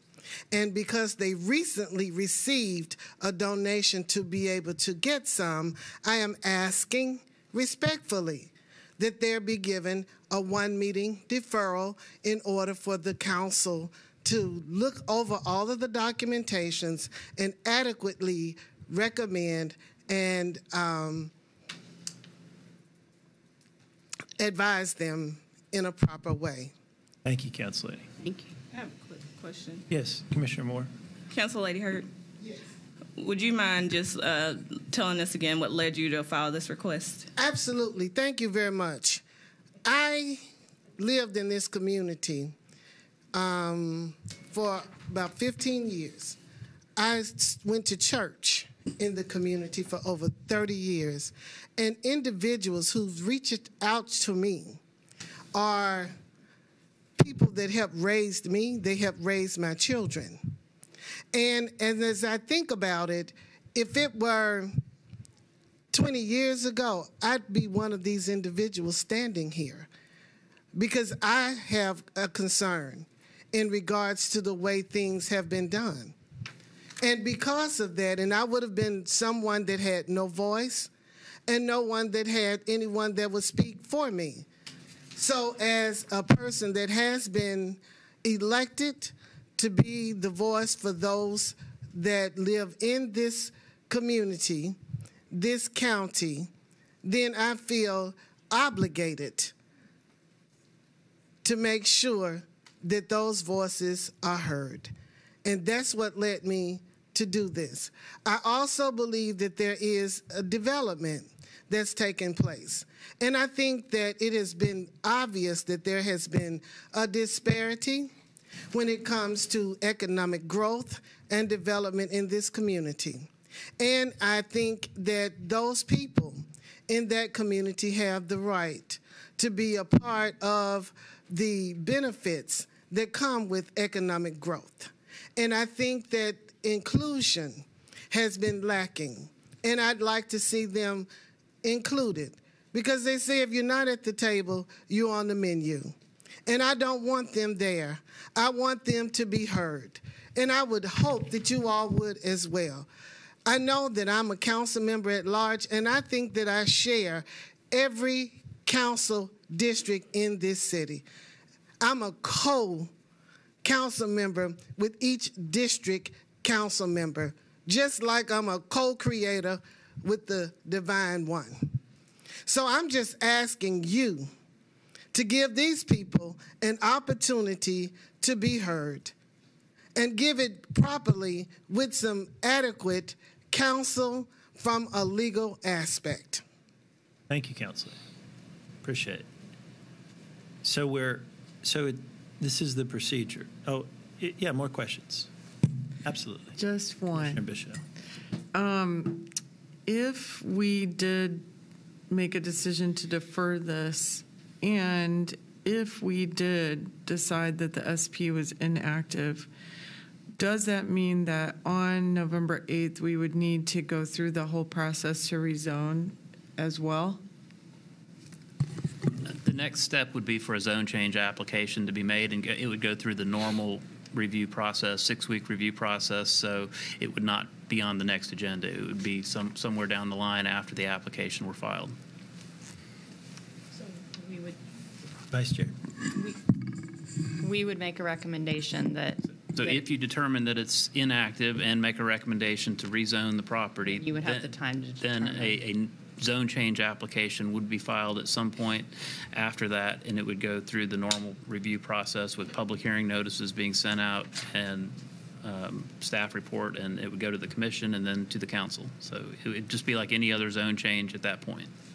Can I ask one other clarifying question? Is there any reason that the developer can't proceed at this point? I mean, from what I've read, it looks like with the approval they got in September, they now have what they need in order to go ahead and. They still would have to come back for a final site plan approval and building permit approvals from Planning Commission and codes. But they. It's not happened yet. The hurdle of the Jackson Law thing is behind them. So theoretically, if we defer for 2 weeks, they could go ahead and start. Well, they would have to file an application at the planning department for final site plan approval, and that goes through our normal review process. Typically, final site plans are reviewed at a staff level.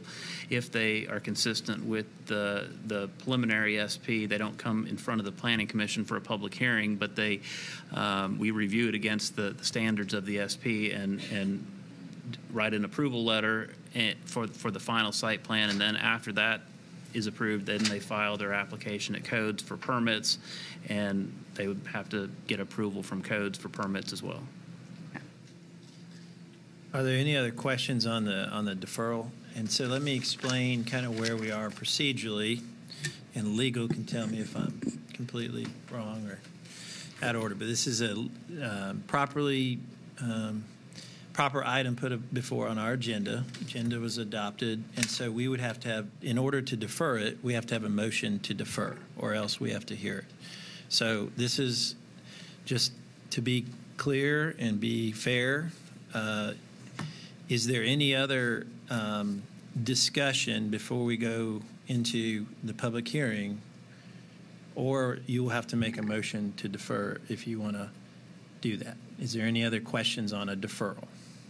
I wanted everybody to have as much information and hear all of the council members and hear all of that before you made a decision on deferral. So does everybody feel comfortable?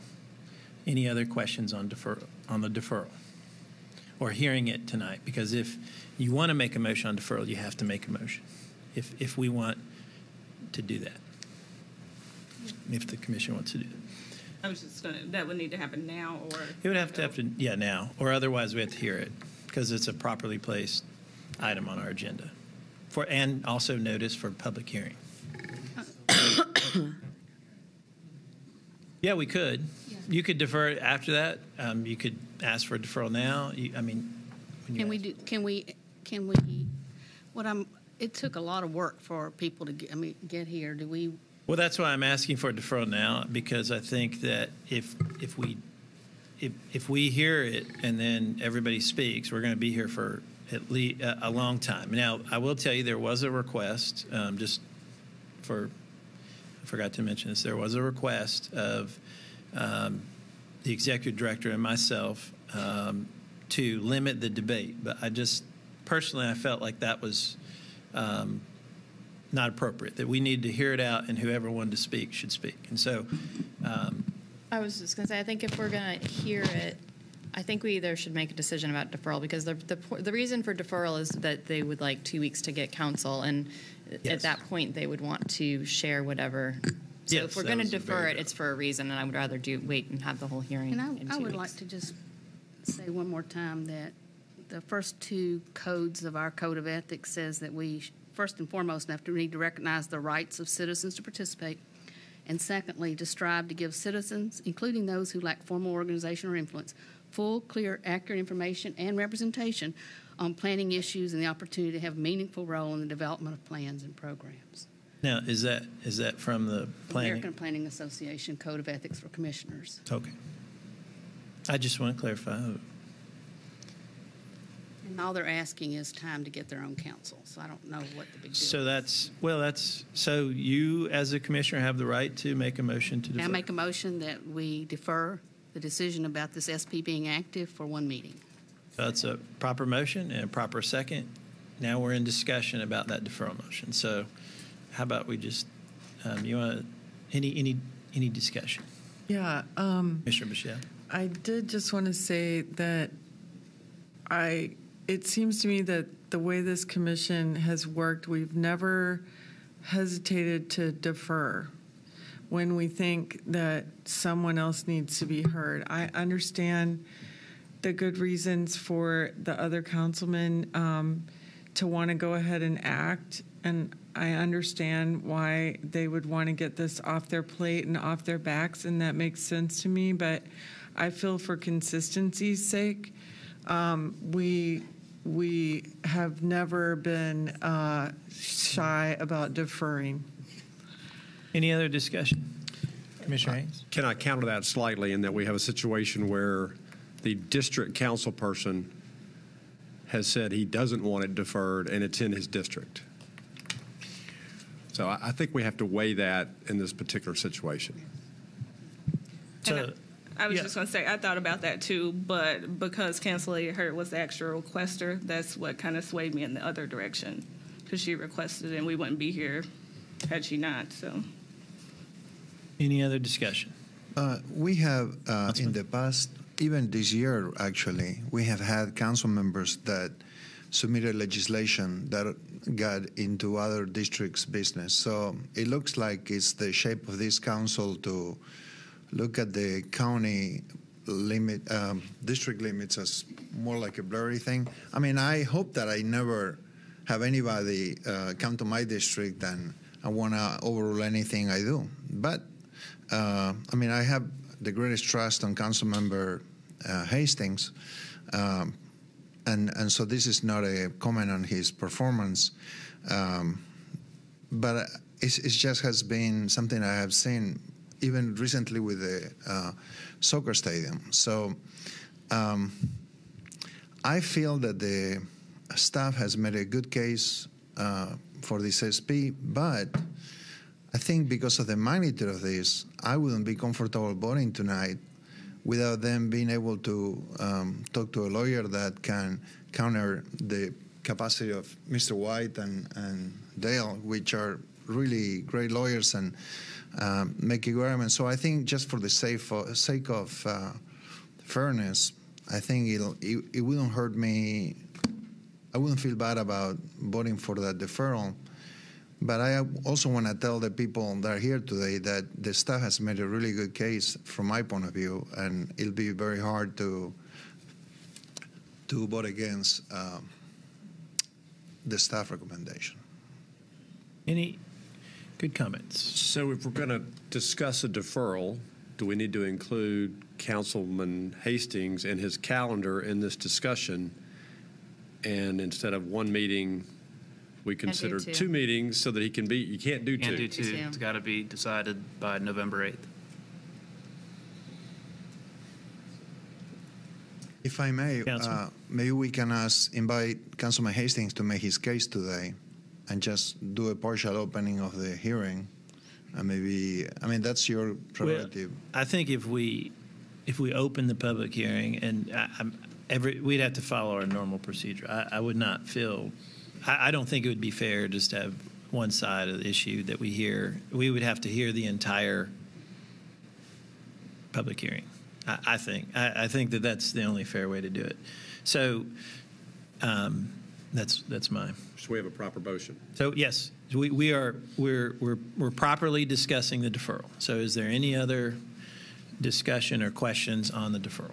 I think I would just kind of second what Councilman Bedney said. I mean, I am in favor of giving people equal representation in this discussion.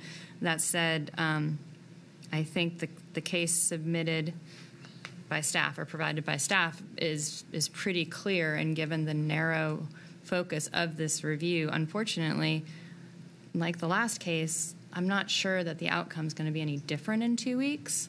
And, you know, I just think we should take that into consideration.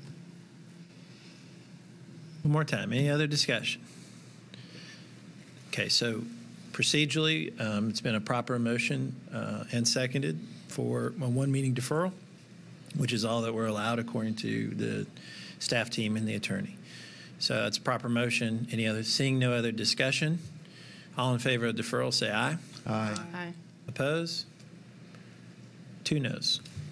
And the item is deferred one meeting. November 8th. And I'll November note, 8th. I'll note that our November 8th, please. Our November 8th meeting is at our normal location at the Howard School. Perfect. So why don't we take a quick break? We've been here 2 hours and 3 minutes. Is that okay with the commissioners? Let's take a quick break and then we'll come back. I need to leave. You should have.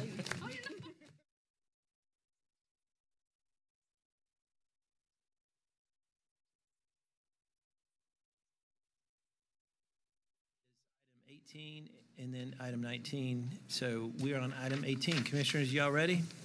All right, go ahead. The next item on this evening's agenda is item 18.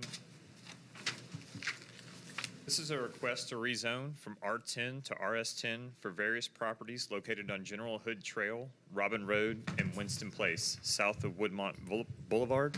The subject parcels are outlined in red. Staff's recommendation is to disapprove as submitted and approve with a substitute ordinance. These parcels are currently zoned R10, which is intended for single-family dwellings and duplexes. The policy for the area is T3 Suburban Neighborhood Maintenance, which is intended to preserve the general character of developed suburban residential neighborhoods. The proposed RS10 zoning district is consistent with the T3 Neighborhood Maintenance policy. The area currently contains a diversity of housing types, including single-family and duplexes. Nashville Next calls for the integration of more diverse housing types into neighborhoods to allow for aging in place in order to address overall affordability of housing and to respond to demographic changes which influence residential preferences. The proposed RS10 zoning district will limit development in the area to single-family uses. This image shows the location of the existing legally permitted two-family units within the area of this rezone request.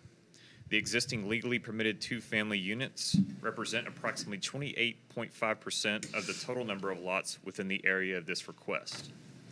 This percentage represents an appropriate level of housing diversity given the goals and objectives of the T3 neighborhood maintenance policy.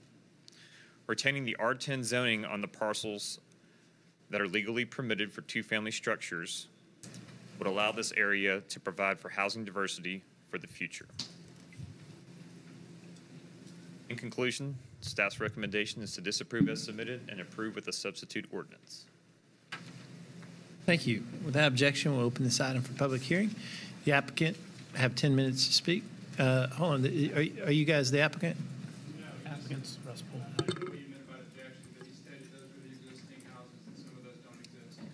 Okay, so what we'll do is when we get to the public hearing portion, you can make those particular comments. So I appreciate it. So Councilman Poley, so the councilman is actually the applicant, and he already spoke on this particular item beforehand. And so now, is anyone in the audience wishing to speak in support of the proposal? In support? Yes, ma'am. In support? Come on up. Welcome. We are really a friendly body. But despite the controversy, sometimes when we have controversy, we are a friendly body. And so you'll have 2 minutes to speak and then state your name and address for the record. Okay. Thank you. My name is Lisa Traversari, and I live at 901 Winston Place. I'm actually going to speak for both 18 and 19. Kind of the same ideas are applied for both for me, from my perspective. The neighborhood, in partnership with our councilman, took a very pragmatic approach to this initiative. We did our due diligence and took time to educate the community and then held a neighborhood vote. Instead of the downzoning being applied for as a batch to the entire area in the broader district than just this, we actually went through and each road was able to vote on their specific road. So from a residential voice perspective, every voice was really heard.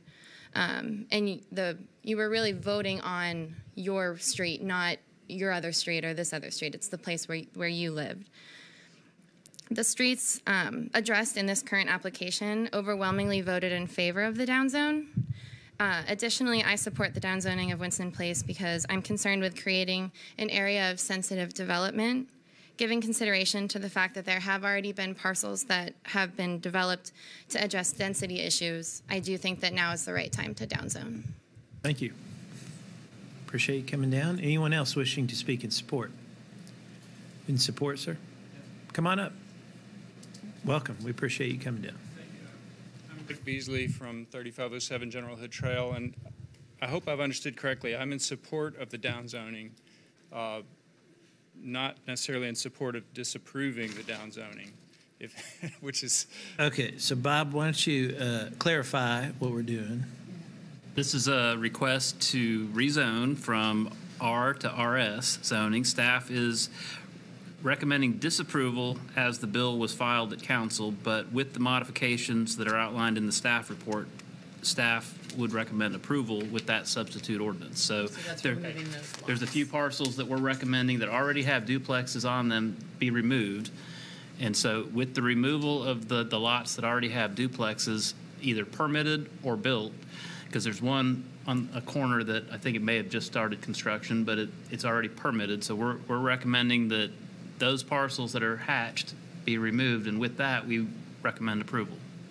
I support the original downzoning, or at least allowing the ones that exist to be grandfathered in. The ones at 3503 and 3505 Robin Road do not exist at this time. That's a vacant lot. A bobcat came out and scraped away some grass yesterday, but nothing's been constructed there. Just so I'm clear, is that the corner of Robin Road and General Hood? The two structures you see on the triangle are shown. But they already have building permits, so they are able to go, whether this is rezoned or not. They are able to go build those homes. Okay, well, be that as it may. I'm from Nashville. My family's from the area for many generations, and my wife and I lived in Murfreesboro for a time when I was working in Tullahoma, and we wanted to move back to Nashville. It took us 10 years to find a neighborhood that really felt like the neighborhood we were looking for in Nashville. And when we found this one in 1996, it was a godsend. The neighbors know each other. They're friendly with one another. Different neighbors vacation with one another, including us after we moved in. The guys get together for whiskey on the decks, and we walk. Everyone walks the neighborhoods. It's a very social, kind of a friendly neighborhood. And what I see is typically the front yards. People do work in their front yards. They do play in their backyards. And as we see the development of the tall skinnies or the big house in the back, the lifestyle changes. A driveway of a 75-foot wide lot with two double driveways in the front is little more than a driveway with a little strip of grass. It's not a front yard in the sense of the neighborhood lifestyle that we moved into and that we've come to love in our neighborhood. The character changes as the density changes. We'll give you 30 more seconds because we I'm sorry. I just want to say that I think the neighborhood is a great asset to the people who live in it, and that we should not change the character in the ways that it changes when you increase the density. I've heard people speak about properties in what they call the urban core and just say, well, it's in the urban core, it needs to go high density, as if it were a given. And what we have is pretty much a suburban lifestyle in an ideal location that's easy to get to all the places that people work around the city. And I just would like to see that character not change, and I respectfully request that you approve downzoning the neighborhood. Thank you. Thank you, sir. Appreciate it. Anyone else wishing to speak? Come on up.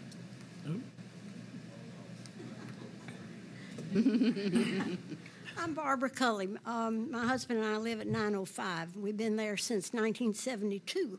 So as you can tell, density would be a problem on that street. We're very isolated in a way because there are no through streets through there.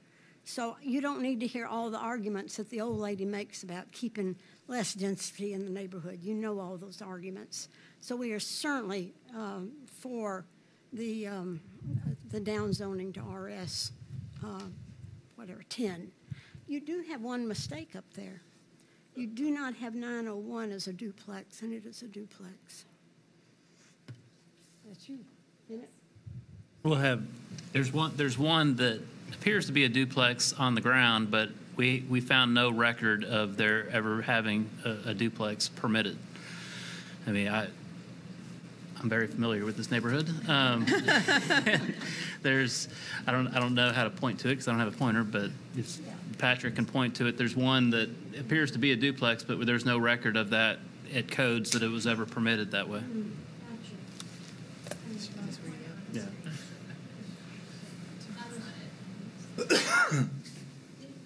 This here? Yeah.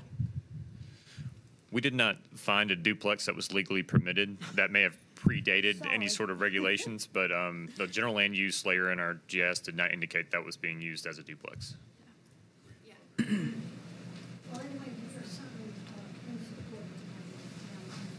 Thank you, ma'am.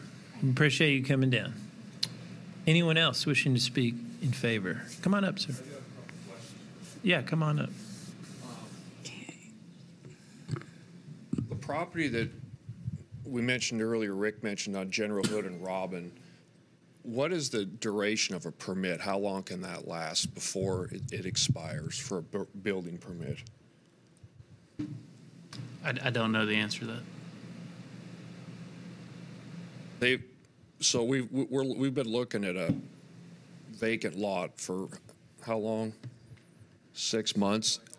Can we revisit this issue if that permit expires? Is there anything legally where we can say you've got to reapply and you've got to reapply under our current? Our attorney. I believe permits are good for 2 years. Is there any penalty or red flagging of a permit if they're dragging their feet? If a permit is issued, they have 2 years to use the permit, and if it's not used, then it expires, and they would have to reapply for another permit at that point. Thank you. So if we approve this in the interim, will we freeze all future permits or current permits that are in review for this neighborhood? Well, so generally, this question part, this is for comments, but on permitting, if they have a current permit, it lasts for 2 years.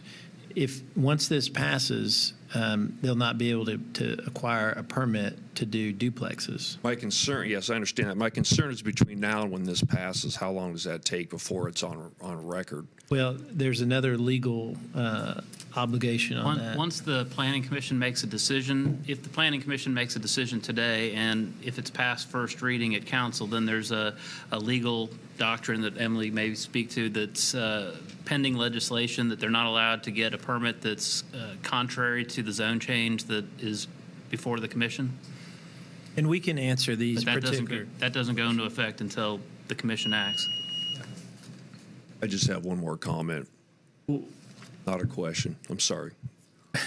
Well, generally, you only get 2 minutes, and your 2 minutes has elapsed, but I'll give some leeway. I didn't fully understand what he was saying up there. I just wanted clarity before I made comments, and getting clarity allowed me to cut off everything I have but one comment. Okay, go 30 seconds. How about So if you look up at the map along Robin Road, everything to that side, to the east, is Oak Hill.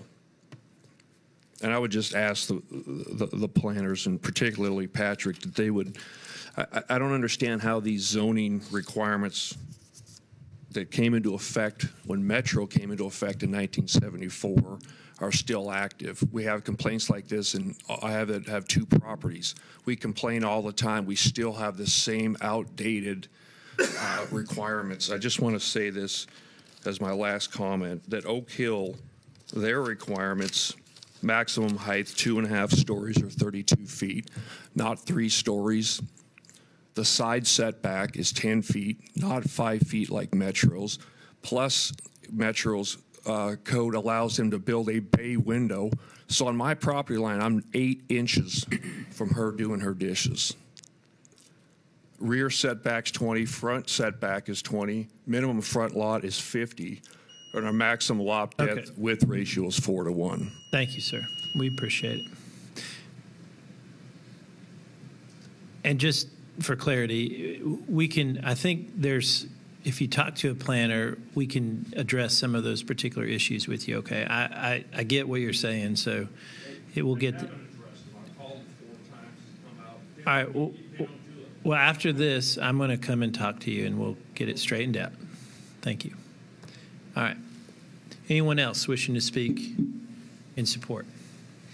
Anyone wishing to speak? Seeing none, anyone wishing to speak in opposition? Welcome. Thank you very much. My name is James Floyd, and I reside at 909B Winston Place. I'm new to the neighborhood. I moved into the neighborhood 4 weeks ago, and I was greeted by a zoning sign in my front yard, well, abutting my front yard, regarding the rezoning from R10 to RS10. So I had to educate myself real quickly on Metro zoning code and T3 and Nashville Next and such. I say all that to say that the purpose of Nashville Next is density control. There's not an issue here of density. R10 is designated as low to medium density. RS10 is just the same.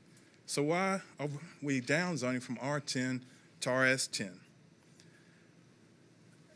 If you've looked at our neighborhood, and Commissioner Pulley spoke earlier, if you recall, he spoke that one of my neighbors on General Hood expressed her opinion to him today that it should remain R10. But I say all that to say the change that's occurring in the area is a natural evolution.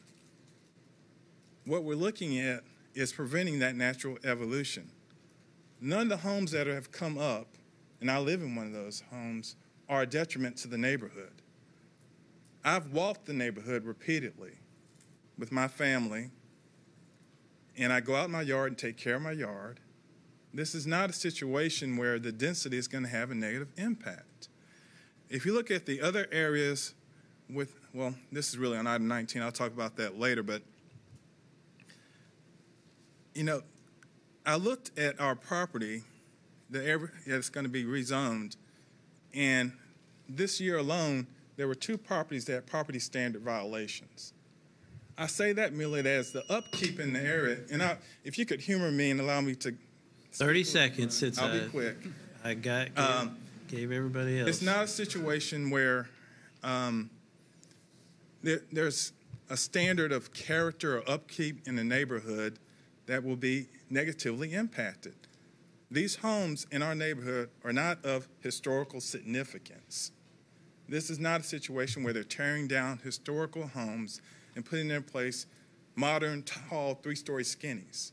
If you take a look at a picture of the homes that have come in the last year, even in those at the end, at the beginning of General Hood, which have been there for a while already under the R10 designation, these are nice homes, and people keep them up already in those on General Hood. So, you know, the R10, like I said, is an opportunity for the neighborhood to naturally evolve and to renew itself in the way that allows for continued diversity of the homes and of the households. So I respectfully submit that the neighborhood should be maintained as an R10 designation. Thank you, sir. Appreciate it. Anyone else wishing to speak in opposition? Seeing none, we'll declare the public hearing closed. Commissioner Sims. you want to go first? Actually, I want to compliment the neighborhood. I think it's always smart when neighborhoods come together and try to figure out what does our future look like together. And I'm actually for this, given if we can do what the staff has recommended and substitute, because we certainly can't take the rights of existing property owners away. And so I like what the staff recommended. Commissioner Gobble? I agree with Commissioner Sims. Councilman? Good. Commissioner Bichelle? When the councilman spoke, he mentioned somebody at 3505 General Hood Trail wanted to remove her property from this. Is that one of those that's already removed? I don't believe it is. So generally, staff makes a recommendation of which property is removed to be removed based on analysis that we do in regards to where there are either legal duplexes or legally permitted duplexes. And so we recommend removal of those in an effort to decrease the number of nonconformities. Now, I will say that if the councilman at the council process wants to remove someone else, they have that prerogative to do so. Our analysis is based on kind of planning related issues. So council members will often remove additional properties, and that's their prerogative at the council level to do so. Right. No comment. Vice Chair? I had the same comment about the owner. And it actually looks like it's adjacent to one of the ones that we've removed, so maybe it won't be such a big deal to remove that one. Sir. Okay. Well, I guess we will let that go forward at the council. The council level. Yeah. Well, I will make a motion that we approve staff's recommendation to approve this with the substitute ordinance. That's a proper motion and a second. Any other discussion? Seeing none, all in favor of the substitute, say aye. Aye. Opposed, no. Ayes have it. We're on item 19.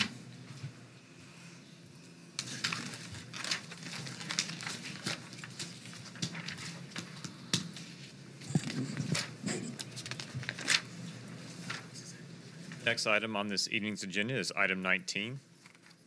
This is a request to apply a contextual overlay district for properties located on General Hood Trail, Winston Place, and Robin Road south of Woodmont Boulevard. The subject parcels are again outlined in red. Staff's recommendation is to approve. Again, the same zoning is currently present, R10, as well as the same policy, T3 suburban neighborhood maintenance. The contextual overlay district provides appropriate design standards for residential areas necessary to maintain and reinforce an established form or character of residential development for a particular area. The base zoning remains the same. The design standards established through a contextual overlay include specific standards in regard to, and I'm going to list out these criteria: street setback, building height, building coverage, access, driveways, garages, and parking areas. Street setbacks and building height and building coverage are directly tied to the lots abutting either side of a lot proposed for redevelopment. The design standards are already established within the Metro Zoning Code and cannot be modified. In conclusion, staff's recommendation is to approve.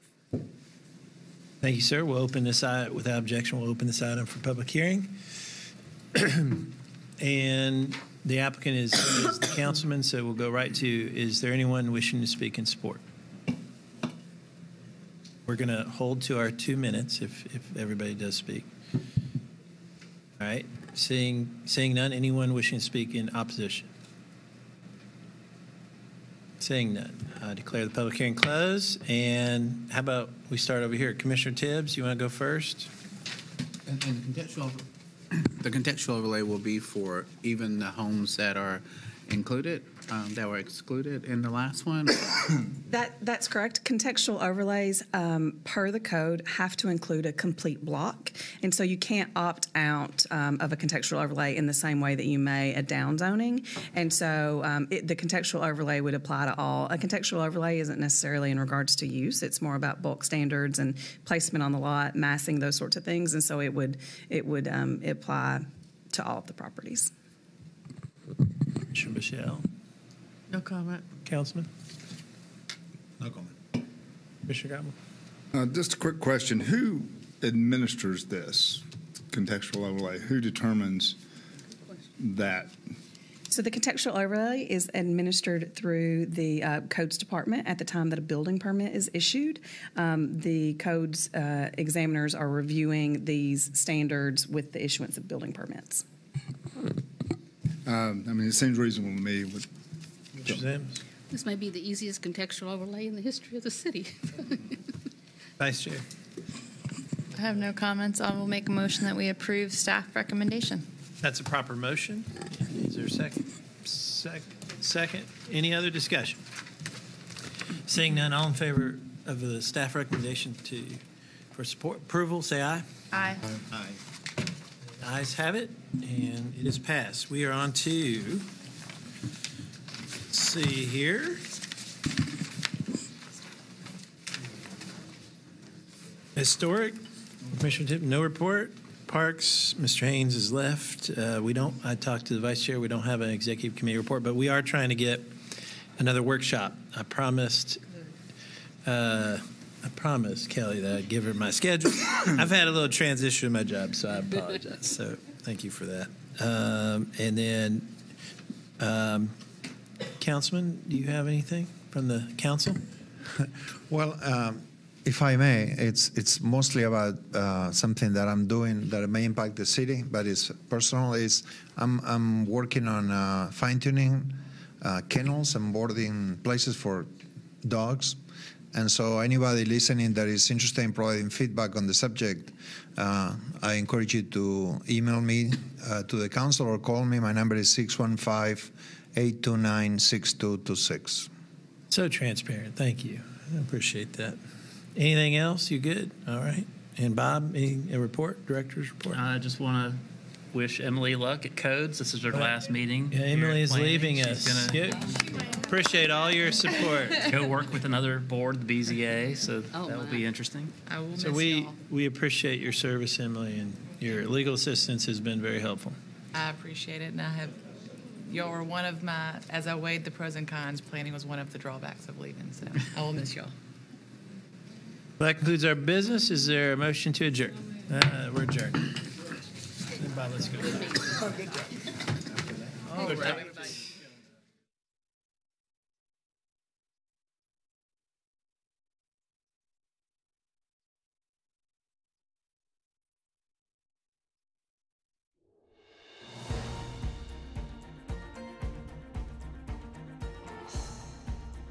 This has been a service of the Metro Nashville Network. If you would like to see this presentation again, or for more information about this and other programs, visit nashville.gov.